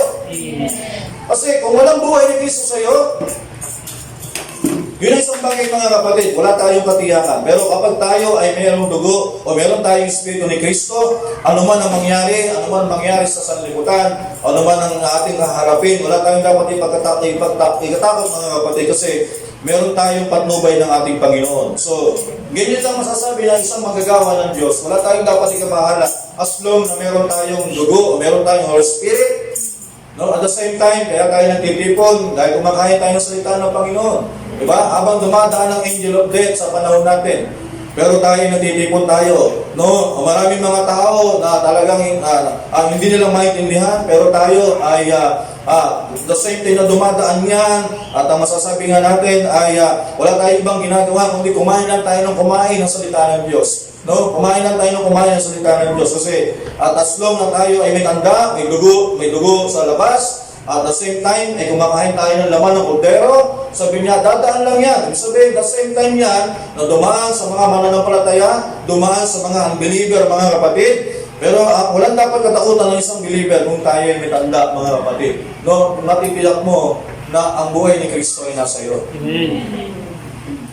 Wala tayong dapat ikabahala. No? Yun ang isang bagay mga kapatid. So 13, at ang dugo ay magiging sa inyo isang tanda at sa bahay ng inyong kinaroroonan ay pagka aking nakita ang dugo ay lalampasan ko kayo at walang salot na sa inyo at papatay sa inyo. Pananakit ko sa lupain ng Egypto. At ang araw na ito'y magiging sa inyo isang kaalaala at inyong pinagdidiwang na pinakapista sa Panginoon sa buong panahon ng inyong lahi at inyong ipagdidiwang na pinakapisapilan tuntunin magpakilanman. So next, 7 araw nakakain kayo ng tinapay na walang libadura. Sa unang araw na inyong iwalay sa inyong mga bahay ang libadura sapagkat sino mang kumain ng tinapay na may libadura mula sa unang araw hanggang sa 7 araw ay iwalay sa Israel ang taong iyon. Sabihin, yung pag-ikot ng angel of death na yun, 7 araw. So 7 araw sila nasa loob ng bahay. No, sabi niya, doon sa 7 araw, mula unang araw hanggang 7 araw, ay walang, sabi niya sa inyo, pagtitipon, ay walang pagkain na may libadura, tinapay na may libadura. Sabihin, sa 7 kapanahunan ng iglesia, no? Tapos tayo, nasa pang-7 na tayo. Dapat yung ating kakainin tinapay, salita ng Diyos, walang pagpalsa, no? Kundi purong salita ng Diyos. No? Yun ang sabi dito mga kapatid. Okay. So, babasa ko sis ng quote ito sa message na God's Provided Way, 1953, 0613. Paragraph 16.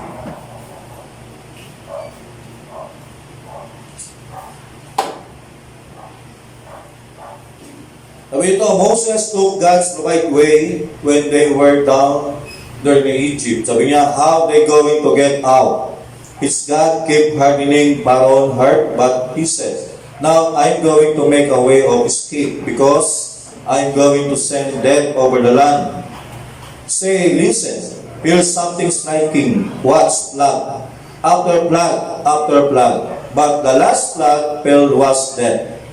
Just before the deliverance. Ibig sabihin, ang huling salot na dumating ay kamatayan bago ang kanilang paglisan. Ngayon, nung dumating yung paglisan, no? At naligtas sila doon. Sabihin, walang isang Hudyo na nagalaw ng angel of death dahil merong tanda, mga kapatid. Ngayon, sila ay nakaalis, mga kapatid. Ngayon, dito sa message na the third Exodus, paragraph 299.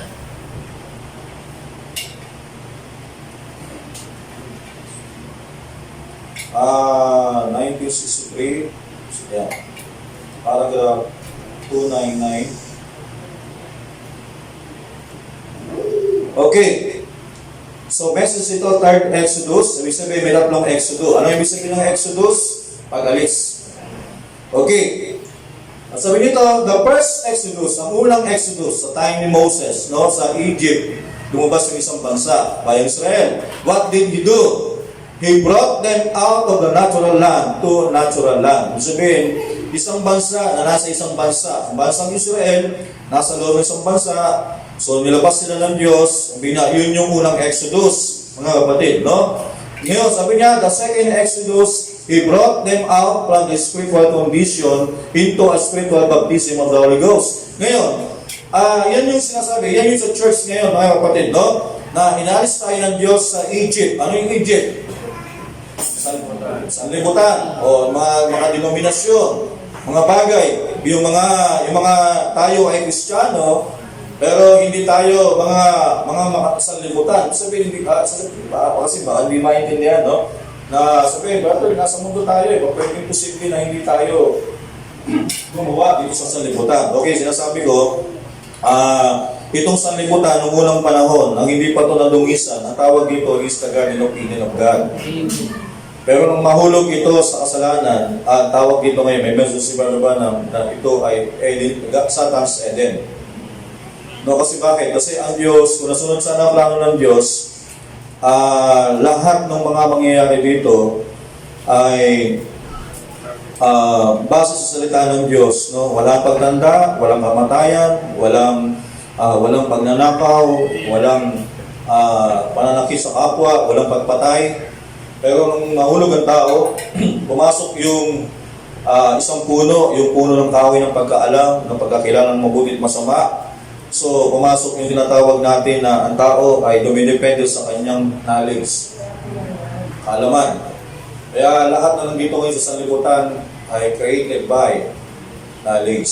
Ang tawag dyan by science. Ngayon, ang tao kumikilos by science ng tao ngayon. Kaya, kung minahal ninyo ang yung cellphone, kailangan nyo yan kasi kailangan nyo ng contact, kailangan nyo nasa lugar kayo at gusto nyo meron kayong ma-contact, so yun lang purpose, pero kung mamahalin nyo yan, so mangyayari dyan, sabihin yung attention nyo, lumilipat na yung inyong puso doon sa mga bagay na ginawa ng kaaway. Pero ginagamit natin mga bagay na yan dahil may purpose lang yan, mga kapatid. Pero hindi dapat natin yan mahalin na higit pa sa ating Panginoong Diyos, no? Kailangan natin yan kasi sabihin, lahat ng bagay nyo sa ibabaw ng lupa ay ginawa ng by science, halimbawa, television, cellphone, lahat ng bagay, no, motor, kotse, at lahat yan, mga kapatid, ginawa yan, lumitaw yan sa pamagitan ng tree of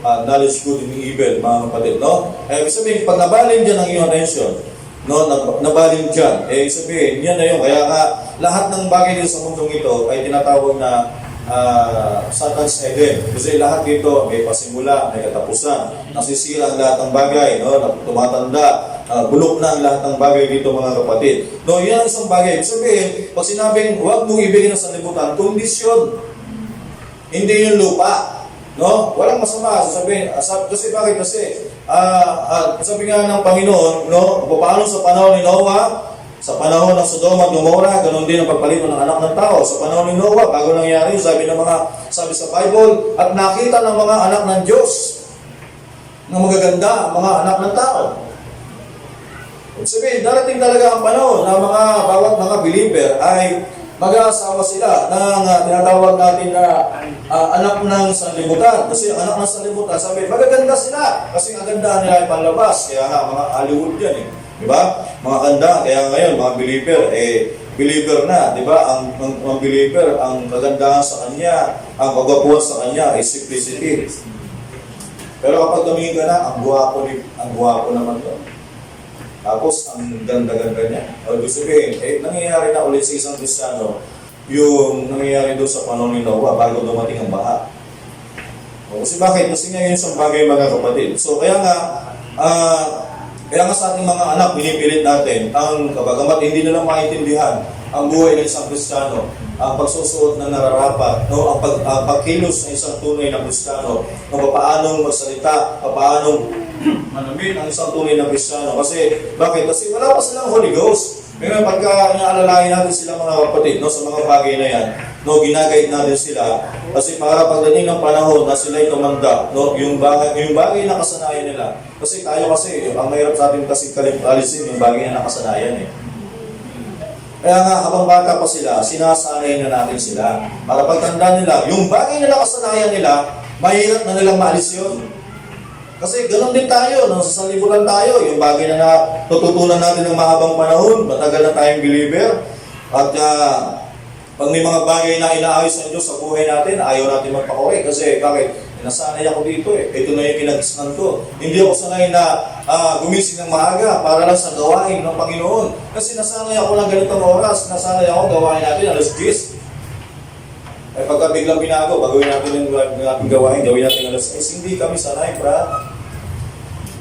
Kasi nga bakit? Kasi nga, mahaba tayong panahon na nasanay. So, yung isang bagay mga kapatid, no?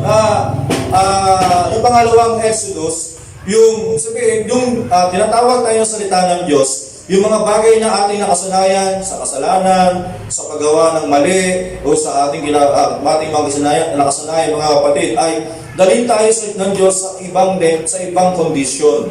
Diba? Ayun ang sinatawag na second Exodus, yung nilalabas tayo ng Diyos sa pangalawang, yung dati natin kinagisnan, yung dati natin nakasanayan mga kapatid. Yun ang layo nilang mensahe, layo nilang salita ng Diyos. So bakit natin natawag tayo? Sabi niya, yung the second Exodus, He brought them out from spiritual condition. Sabihin, kondisyon yan.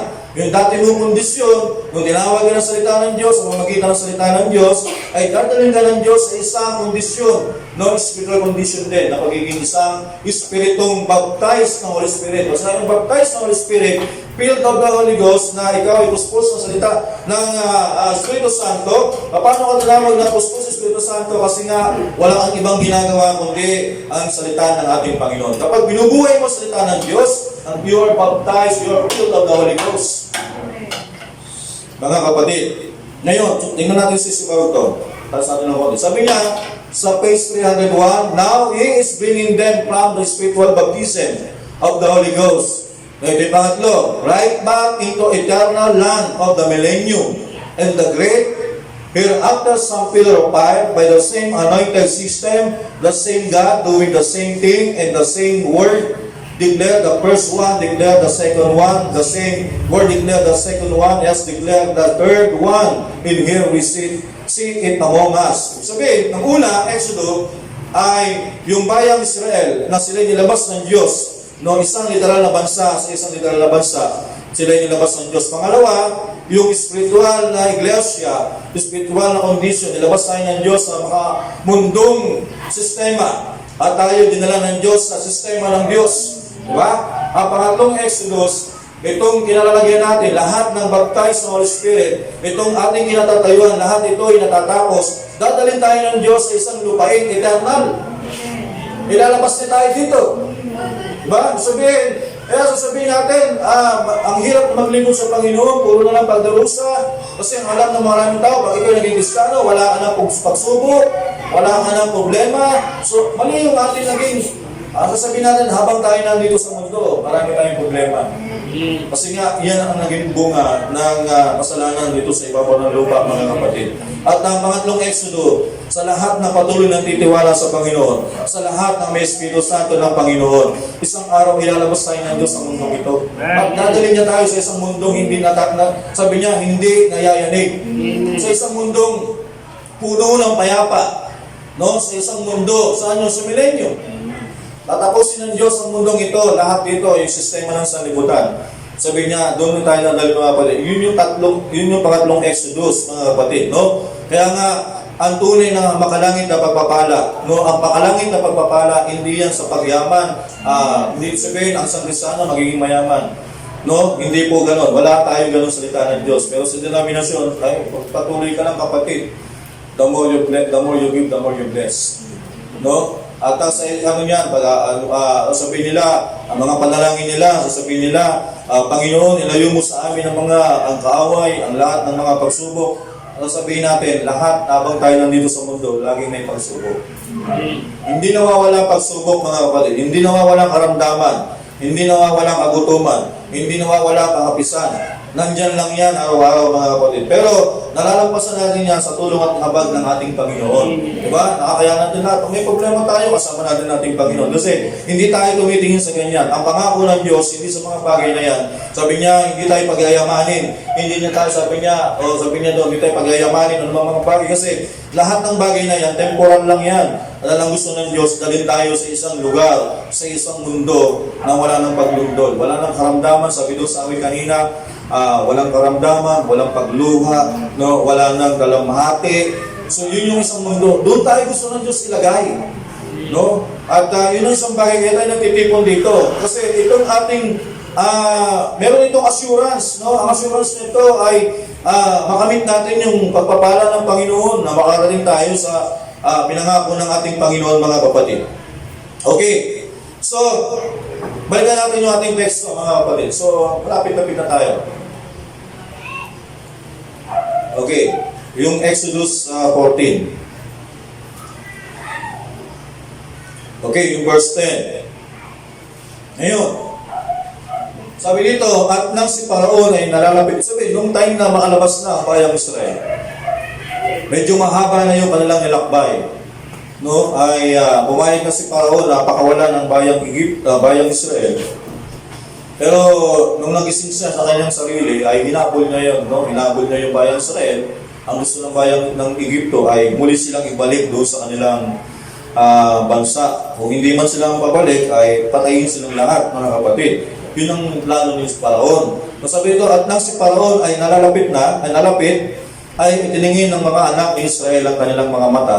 At narito, ang mga Egyptio ay sumusunod sa kanila at sila'y natakot na manghinam at ang mga anak ni Israel ay umibig sa Panginoon.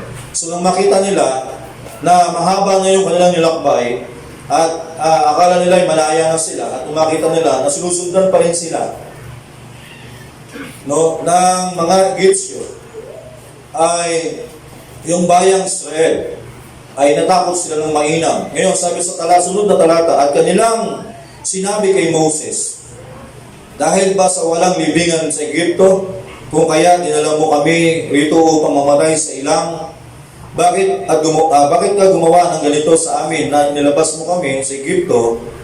Di ba ito ang salita namin sa iyo sa Egypto na sinasabi, ay babayaan mo kami na makapaglingkod sa mga Egypto sapagkat lalong mabuti sa amin ang maglingkod sa mga Egypto kaysa kami ay mamatay sa ilang. Ngayon, nagkaroon pa pala ng mahabang conversation bago na lumabas ang bayang Israel.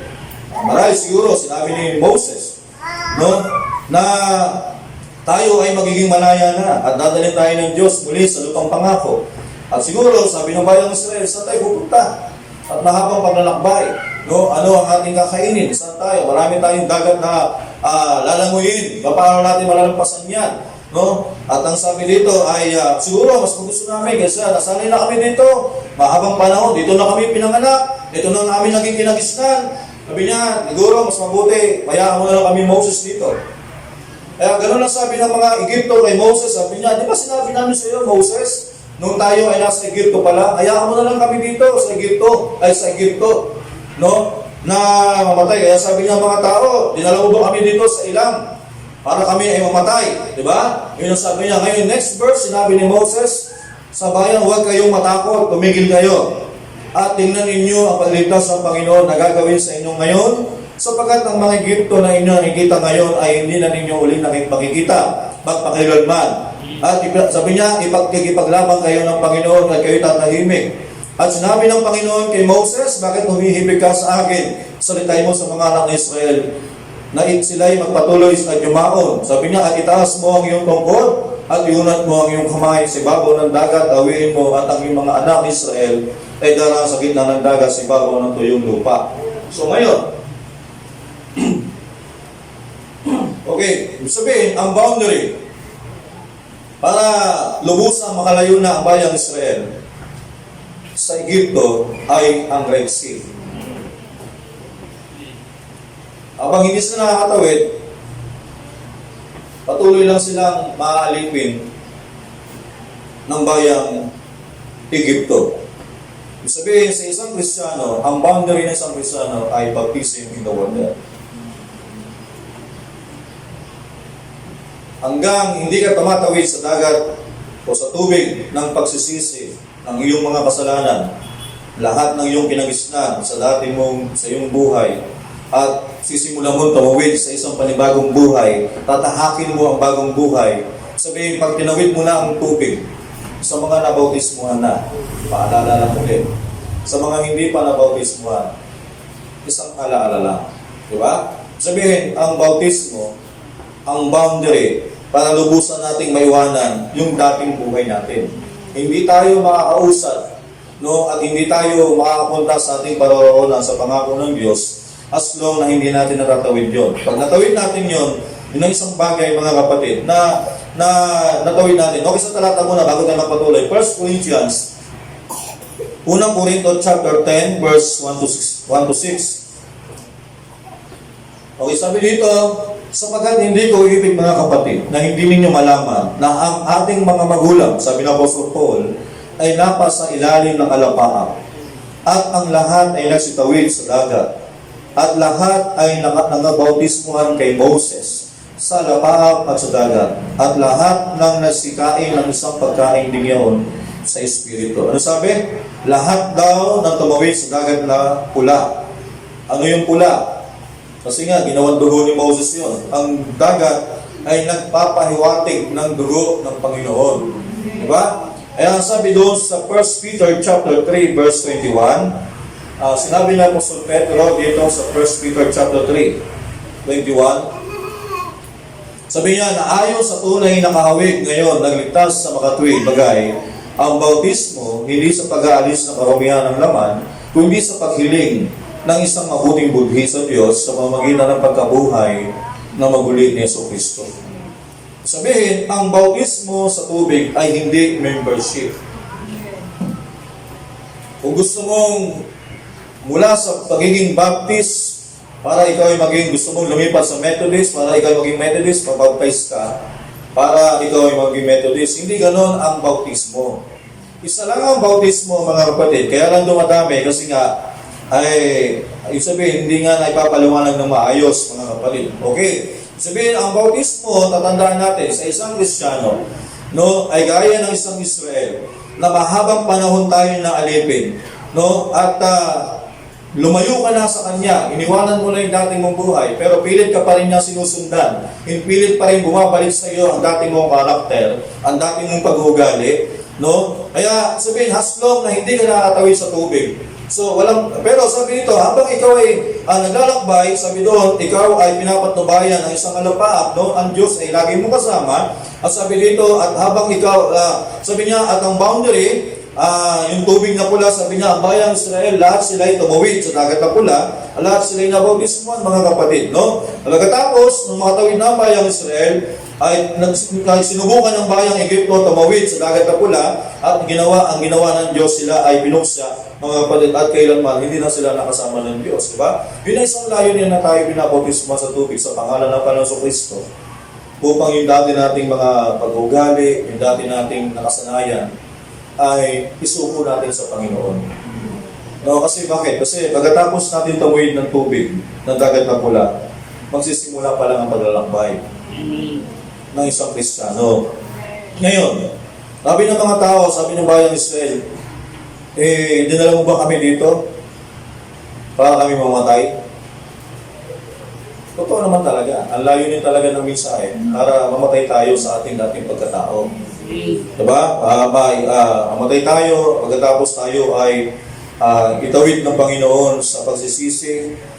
Okay, ang bautismo, hindi panibagong relihiyon. Papasok tayo sa panibagong relihiyon. Isa lang ang relihiyon. Ang relihiyon ay Kristyanismo. Diba? Ang Kristyanismo, hindi ka matatawag na Kristiyano kung hindi ka dumaan sa bautismo ng tubig. At hindi pwedeng sabihin, dumaan ka sa tubig, at sabihin mo, ay makristan. Wala pa naging Kristiyano sa pagtawid ng tubig. Diba? Ang tubig ay isang bahagi pa lang ng paglalakbay ng isang Kristiyano. Diba? Ang pagtubig ay tanda ito ng pagsisisi na ang dati nating pagkatao ay tinatalikuran na natin. Kasi ngayon, yun ang isang bagay mga kapatid, maraming tawid ng mga Israel sa dagat na pula, hindi nila isinuko ang buong buhay nila sa Diyos. Kaya sa darating na paglalakbay na pag-uusap natin, doon natin makikita, kaya maraming nagkaroon ng aberya habang nasa paglalakbay, pabalik sa lupang pangako. Maraming mga Hudyo na hindi na nakapasok sa lupang pangako. Kasi bakit? Kasi nga, hindi nila talaga totoo ibinigay ang buhay nila sa Diyos. No? Kasi yun ang isang bagay doon mga kapatid. Ngayon, yun ang isang bagay na yung message natin, Israel on the Red Sea. No, na ang layunin nito, mga kapatid, yung dagat ay yung dati natin. Pero ibig sabihin, nung nakatawid na tayo, natapos na natin yung tubig, no, nabautismo na tayo. Pero nandiyan pa rin yung iyong kasalanan. Nandiyan pa rin yung pagnanasa mo sa sanlibutan. No? Pero wala na yung dati kasi pinatay na ng Panginoon yung dati mong pagkatao. Pero may mga bagay ka pa rin haharapin mga kapatid bilang isang pananampalataya. Bilang sa pagkakap mo, pabalik doon sa lupang pangako ng ating Panginoon. So, hallelujah. So, ganun yung tinitipo ng Panginoon ng mensahe sa atin, yung tipo ng Red Sea. Yun ay sa bawat Kristiyano, no? Ulitin ko, hindi yung membership. Siguro, baka nagpabautismo kayo noon. Sa mga nabautismo na, baka inisip ninyo, para ako ay maging membro ng iglesia ito, kailangan ko mabautismo na. Kaya siguro, ngayon, ang nangyayari dito, hindi talaga ninyo sinuko ang buhay ninyo sa Panginoon. Kaya, yun ang nangyari. Doon naman sa mga hindi pa nabautismo darating, yun ang isang layunin nito, bagay nito, ang Red Sea, sa panahon natin ay people ng water baptism sa pangalan ng ating Panginoon Kristo, para tayo ay patawarin ng Panginoon sa lahat ng ating mga naging pagkukulang. Sabihin, pero pag pinasok mo to, kung talagang gusto mo talaga, nagdesisyon mo talaga, kita mo, hindi naman talaga sila 100% na nagsisi. Kasi sabi nga nila, nung sila nasa dulo na, nasa tabing tubig na, dagat na pula, Moses, dinala mo kami dito para kami mamatay. Pero kung alam sana nila, kung ikaw ay tatayo sa mensahero ng Diyos, at sinabi ng Diyos sa kanya, si Moses ay ang ginawa ng Diyos na kanyang propeta, at anuman ang gagawin ng Diyos sa kanya, sasabihin niya kay Moses, dapat hindi sila mangangamba. Diba? Na ang Diyos ay tutulungan sila anuman ang mangyari. Pero natakot sila Sabihin, hindi talaga nila gano'n 100% tinanggap nila si Moses. Marahil siguro sa atin, hindi talaga tinanggap yung mensahero ng ating panahon. Hindi talaga 100% tinanggap yung mensahe of the hour. At the same time, hindi talaga totally sinuko ang buhay nila sa mensahe. At marahil, mas malakas ang hatak ng dating buhay. Kaya kung ganyan pa rin ang kalagayan natin, mga kapatid, no, sa mga taong hindi pa nabautismo, siguraduhin muna natin kung tayo nag-desire na talagang gawin yan at na ipunin nyo, na gusto nyo tawirin na dagat na pula, kailangan ninyo talaga maraming bagay pa, may mga pag-aaral pa dyan para makita natin na paano tayo makatiyak. Kasi pagka hindi tama ang puso natin, hindi tama ang ating pagtanggap, ang mamanifest yan ang sa atin. Kasi pag merong mali sa isa, unang hakbang, may mali. Sa bawat pag-hakbang muna, mali na lahat. So kailangan kung saan tayo, sabi nga ng message, kung saan tayo nagkamali, kung saan natin tayo nagkamali ng una, balikan muna natin yung simula. Tapos saka na natin itama yun mga kapatid, no? So, ito isang bagay na ang lagi natin isipin, hindi tayo nabautismuhan sa mga nabautismuhan na, kaya kayo nabautismuhan, tinawag na kayo message believer, no? So, alam natin, ito ay isang unang hakbang pa lang na isang tao. Itong alalahanin natin, ang bautismo, sabi dito, na ayon sa tunay, nakahawig ngayon ang ligtas. Sumakatuloy ngay ang bautismo, hindi sa paglilinis ng karamihan ng laman, kundi sa paghiling. So, iyan ay isang mabuting bukid sa Diyos. Na, sabi niya, sa pamamagitan ng pagkabuhay na maguli ni Jesucristo. Ngayon, ang pagiging isang Kristiyano, mabigat kasi katulad ni Abraham, kailangan mong iwanan yung iyong bahay, tahanan, lugar, kamag-anak. Sabihin, hindi ko naman sinabing iwanan mo talaga literal. Ibig sabihin yun, lahat ng mga pamahiin, lahat ng kinagisnan ng pamilya, iiwanan mo yan. Kasi hindi yan ang talagang kagustuhan ng Diyos. No? At ilalabas ka ng Diyos sa ganyan. Ngayon, iyan isang bagay, aalisin ng Diyos sa iyan. Kasi bakit? Kasi dadalhin ka niya doon sa sakdal ng kalooban. Ngayon, kaya minsan, pag sinasabi, ang isang babae sa 1 Timothy chapter 2:9 ay dapat, nararapat na tayo ay manamit na may katimtiman. Masakit. Masakit. Right? Masakit talaga. Kasi hindi mo kasi naiintindihan eh. Pag narinig mo salita ng Diyos, hindi ka sinasaktan ng Diyos. Sinasabi sa iyo ng Diyos, dahil nasa bagong bansa ka na, nasa bagong lupa ka na, ito ang kanyang sistema. Hindi niya sinasabi, nandito ka na sa bagong lupa, ang gusto mo pa rin, yung pa rin dating ugali mo, dati pa rin style mo. Hindi, pag nandun ka sa bagong lupa, no, ay panibagong o binagyan, mga kapatid. So, yun ang pinasabi lang ng Diyos. Kaya yun ang isang bagay, mga kapatid. At marami pang mga bagay. Minsan, mga bagay na marami sa mga sa message, mga tao sa mensahe, na narinig ng mensahe, na maganda, pag-usapan, pero na nakita nila, na pinapakailaman na yung buhay nila, na pinapakailaman ang buhay nila, pananamit nila, papakailaman ng Diyos.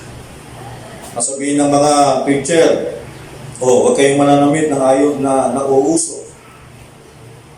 Ano ba ito? Ano ba naman ito si Pastor? Ito yung in ngayon eh. O, di ba? Yan isang bagay na ayaw ng Diyos eh. Na ang Diyos ayaw niya ang kanyang mga anak sunod sa uso. Kung ano yung uso ngayon, yun ang kasi uso ito pala ngayon eh. Kaya ito yung binili kong damit. Kaya sabi ng Biblia, ang bawat mga anak ng Diyos magsusuot na may katimtiman. Di ba? Ngayon, pag nasaktan ka, ay yun isang bagay kasi dapat natin maintindihan.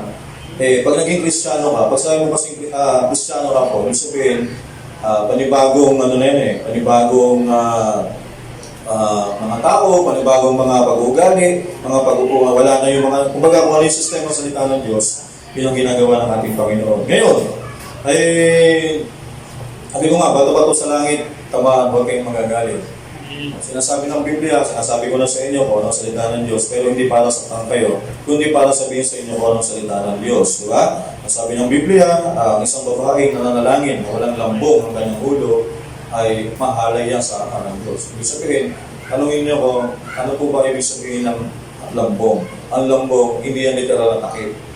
Hindi yung belo. Sa Katoliko, ginawa nila literal belo. Kaya nga doon sa Iglesia ng Roma na Katolika, pag sila'y pumasok sa simbahan, may belo sa ulo. Kasi sabi ng Biblia ang manalangin daw na walang lambok, walang belo. Hindi yun literal. Ang belo sa atin ay ang buhok. Sa babae, sabi ng Pablo, ang isang babae na may mahabang buhok, ay takip na yan. Sabihin niya ng kanyang lambong. No?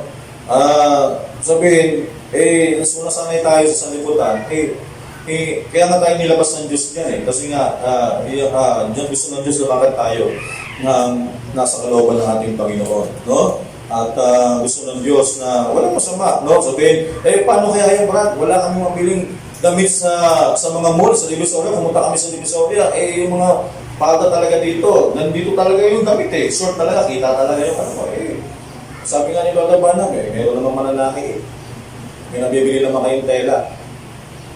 Diba?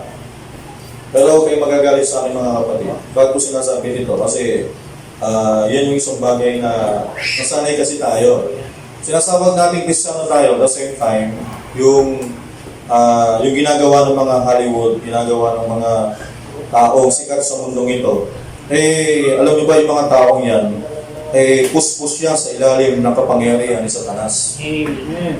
Tapos, kaya nila nagagawa yung mga bagay na yun. Pero, kung tayo mga Kristiyano na sinasabi natin puspos ng Espiritu Santo at ginagaya natin sila, may something wrong sa isang Kristiyano. Baka hindi kayo magkaisang Espiritu.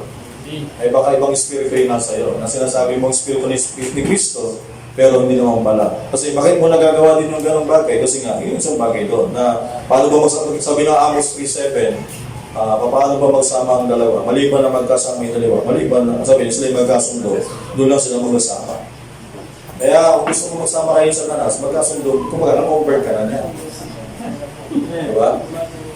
Convert ka na niya kasi nagsama na kayo. Harap kami mo, Brad, hindi ko nakasalubong si Satanas. Sa buong buhay ng paglilingkod ko, hindi ko siya nakasama. Bakit hindi kaya mo sa matagpuan nakakasalubong dahil kasama mo pala siya? Hindi mo talaga siya makasalubong kasi kasama mo eh. So, masakit man mga kapatid, pero sinasabi ko, ang panahon maiksi na lang. Bakit mo sinasabi? Kasi sa Israel, ang huling tanda nang sila lumabas na sa Egypt ay ang death. Sa atin, lumabas na tayo sa spiritual condition, pero yung third Exodus kasi tinutuloy ko ngayon. Rapture yun. Tandaan ninyo, nasa panghuli na tayo eh. Ano to? Yung pandemic yun, huwag mo sabihin hindi yan din. Tapos naging bunga na ang pandemic, di ba? Maraming mga Kristiyano namatay na yung kanilang pananampalataya. Sabi ni Brother Branham, spiritual death yan eh. Bago sinasabi, kasi nga, tingnan nyo kung hindi nangyayari, yung story repeating himself. Diba? Nangyayari muli mga kapatid. Kaya nga yung sinasabi natin, habang may pagkakataon pa, yun yung sinasabi natin. Sabi sa Amos, yun yung sinasabi ko sa Amos, no? Makalalakad baga ang dalawa na magkasama, di ba na sila yung magkasundo? Kami sa Satanas, di kami pwede magsama eh. Di kami magkakasundo kasi iba yung gusto niya, iba gusto ko. Kaya talaga lagi, kaya nga sabi ni Brother Branham, sa lahat ng aming pangangaral, sa lahat ng buong buhay ko, araw-araw, nakaharap ko sa Satanas. Sabi niya, nakaharap. Kasi pag nakaharap, sabi, kalaban mo yun. Pag kasama mo na, nakampi mo yun. Kaya, diba, simple logic lang eh. Simple logic lang. Hindi nyo lang tayo tinuruan ng Panginoon. Pero sabi ko masakit man. Pero, tinawag tayo ng Diyos, mga kapatid, bilang, sabi ko nga, ang nagagawa ng sanlibutan, halimbawa, yung gusto mong cellphone, yung bagong-bago ngayon, yung sabihin mo, yung latest, kahit napakamahal, gusto mo. Pero pag nabili mo na, diba, gusto mo na, bakit mo binili? Kasi gusto ko eh. Sabihin, desire lang yun. At yun ang gusto mo.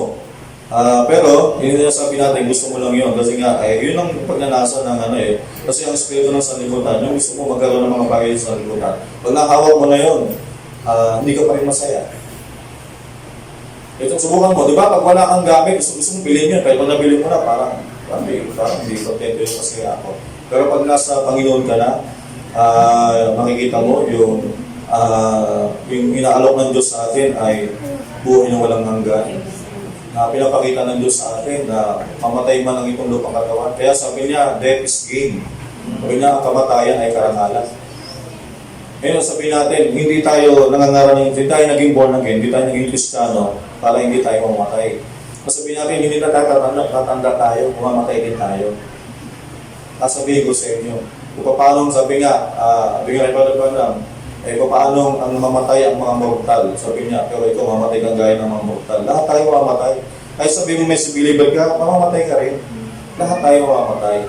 Pero sinasabi ng mensahe, kapag sabi ni ng earthly house is old, we have meron tayong makalangit na katawan na nag-aantay sa atin. Kailan natin yung bibihisin? Kapag na-dissolve ko. O, di ba? Yun yung hinahanap ko. Ang puso ko, ang kayamanan yun sa salita ng Panginoon. Kasi yung bagay na yun, bilhin mo, yung katawan na yun, hindi tumatanda, hindi nagkakasakit, no? At yung kung 18 years old yun, habang buhay yung 18 years old, kung diretso yung balat mo, diretso yun. Kung kompleto yung buhok mo, kompleto yun. Pero dito, di ba? Ngayon, kompleto ipin mo, paglipas ng ilang panahon, nagkaroon ka na ng anak. Sabi nga nila, habang nagkakaroon ka ng anak, nalalagas ang ipin mo. Kasi yung lakas mo, napunta doon sa iyong anak. Totoo yun. Di ba? Kasi nga bakit? Kasi ang buhay ng tao, pansamantala. Kaya nga sabi ni Paul, ang kamatayan ay karangalan. Karangalan sa isang taong Kristiyano. Pero pag namatay ka na hindi nakakilala kay Kristo, hindi yan karangalan. Totoo lang. Ang karangalan sa isang taong namatay, yung makilala mo si Kristo, sa kabila ng namatay ka, karangalan yun. Namatay ka na nakakilala sa Panginoon. Yan yung sinasabi ng Bible, ang kamatayan ay karangalan. Doon sa mga tao na nakilala kay Kristo. Pero kung di mo nakilala si Kristo, ikaw na pinakawawang tao. Kaya yun ang isang bagay na ayaw natin. Kasi ang pangako ng Biblia, no, yung heavenly blessing, yan yung inaasam ko, yung katawan na makalangit. Yung bagong lupa, bagong langit, bagong lupa. Na pag nag-usap tayo ngayon dito, pumapalo yung oras at maraming tao dito ngayon na parang ang tagal naman. Ang tagal ng oras. So, kasi dumidepende tayo sa oras eh. Pero pag dumating tayo sa eternity, nag-usap tayo, hindi natin alam ilang milyon taon na lumilipas. Pero nag-usap lang tayo. Pero ganun kabilis lumipas yung panahon kasi nga we're living in the eternal. Pero ngayon, limitado yung ating ginagawa kasi nga ulit tayo. Kasi bakit? Kasi meron tayong kasunod na gagawin. Diba? Ano yung kasunod? Kain na kami. Kasi yun ang buhay ng tao eh. Kakalamisin mura kasi nasanay tayo, alas 12 ng tanghali, kakain na. Kaya kasunod nito ng gawain, uuwi ng bahay. Ano pang gagawin sa bahay? Kakain. Kasi yun yung routine ng buhay natin. Pero pag nandun tayo sa buhay na walang hanggan, nasa katawan tayo makabago, walang pagtanda, kahit maghapon magdamag tayo, walang maghapon magdamag doon kasi hindi lumilipas ang araw. Pero nag-usap lang tayo sa salita ng Diyos. Pero hindi tayo nagugutom. Hindi tayo sabi, teka muna, stop muna, break muna. Kain muna tayo. Wala kasi bakit hindi mo kailangan kumain. Hindi naman pwede maghapon tayo lang dito sa gawain. Lalo na may mga asawa tayo. Meron tayong pamilyang dapat na ayusin. Kung puro naman tayo pero sasabihin niya, baka naman lumumpas na kayo sa langit. Pero yun ang isang bagay mga kapatid. No? Isang bagay, kaya tayo nandito. Gusto kong sabihin sa inyo, dapat kaya tayo naglilingkod. Bilang tayo dumadalo, napatuloy na malaman pa ang kalooban ng ating Panginoon. Kapag malaman natin kung ano pa yung mga pangako ng Panginoon, makita natin na doon kayo lalakad. Yun ang inyong tinitingnan. No? Kaya kayo naglilingkod kasi, Panginoon, nakatingin ako sa pangako mo, yung sa theophany body, doon sa, hindi doon sa kayamanan ha, kasi sabihin mo kasi, nagulog ako kayo ng offering, nagulog ako ng 100. Sabi mo, the more you give, the more you bless. Kaya inulog mo 100, Panginoon, mamaya, bigay mo sa akin 200. Hindi ganun si Lord. Diba? Si Lord, pag nagbigay sa tao, nagbalik ng Panginoon sa tao, hindi literal, hindi material.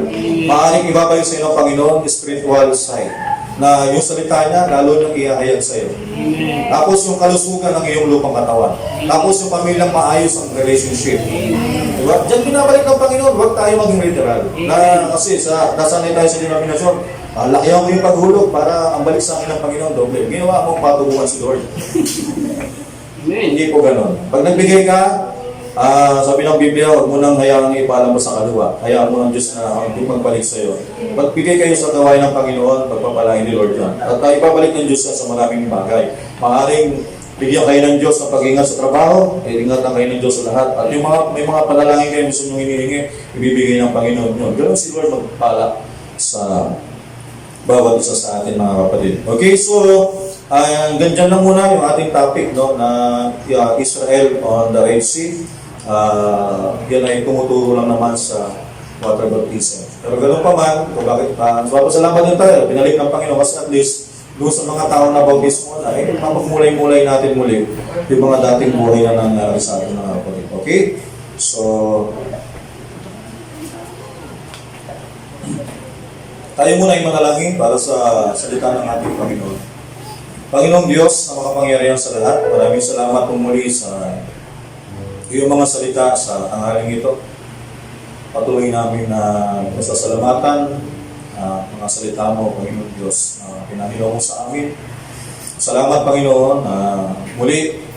Salamat sa iyong salita na ito ay nagpapaalaala Panginoon, kung may mga bagay man na lumabas ang salita sa libro ng pulpitong ito na parang tila nakasakit sa damdamin ng bawat isa, hindi po Panginoon sinasadya na saktan sila. Kundi Panginoon, ang aking ng layunin ay ituro lamang ang iyong salita at muli silang ituro sa tamang daan, sa tamang pamumuhay ng buhay ng bawat isa, Panginoon. At maraming salamat Ama sa maraming ito. At sa ito namin pinapalitan na ng papuri at sa mga Panginoon Kristo. Amen. Okay, so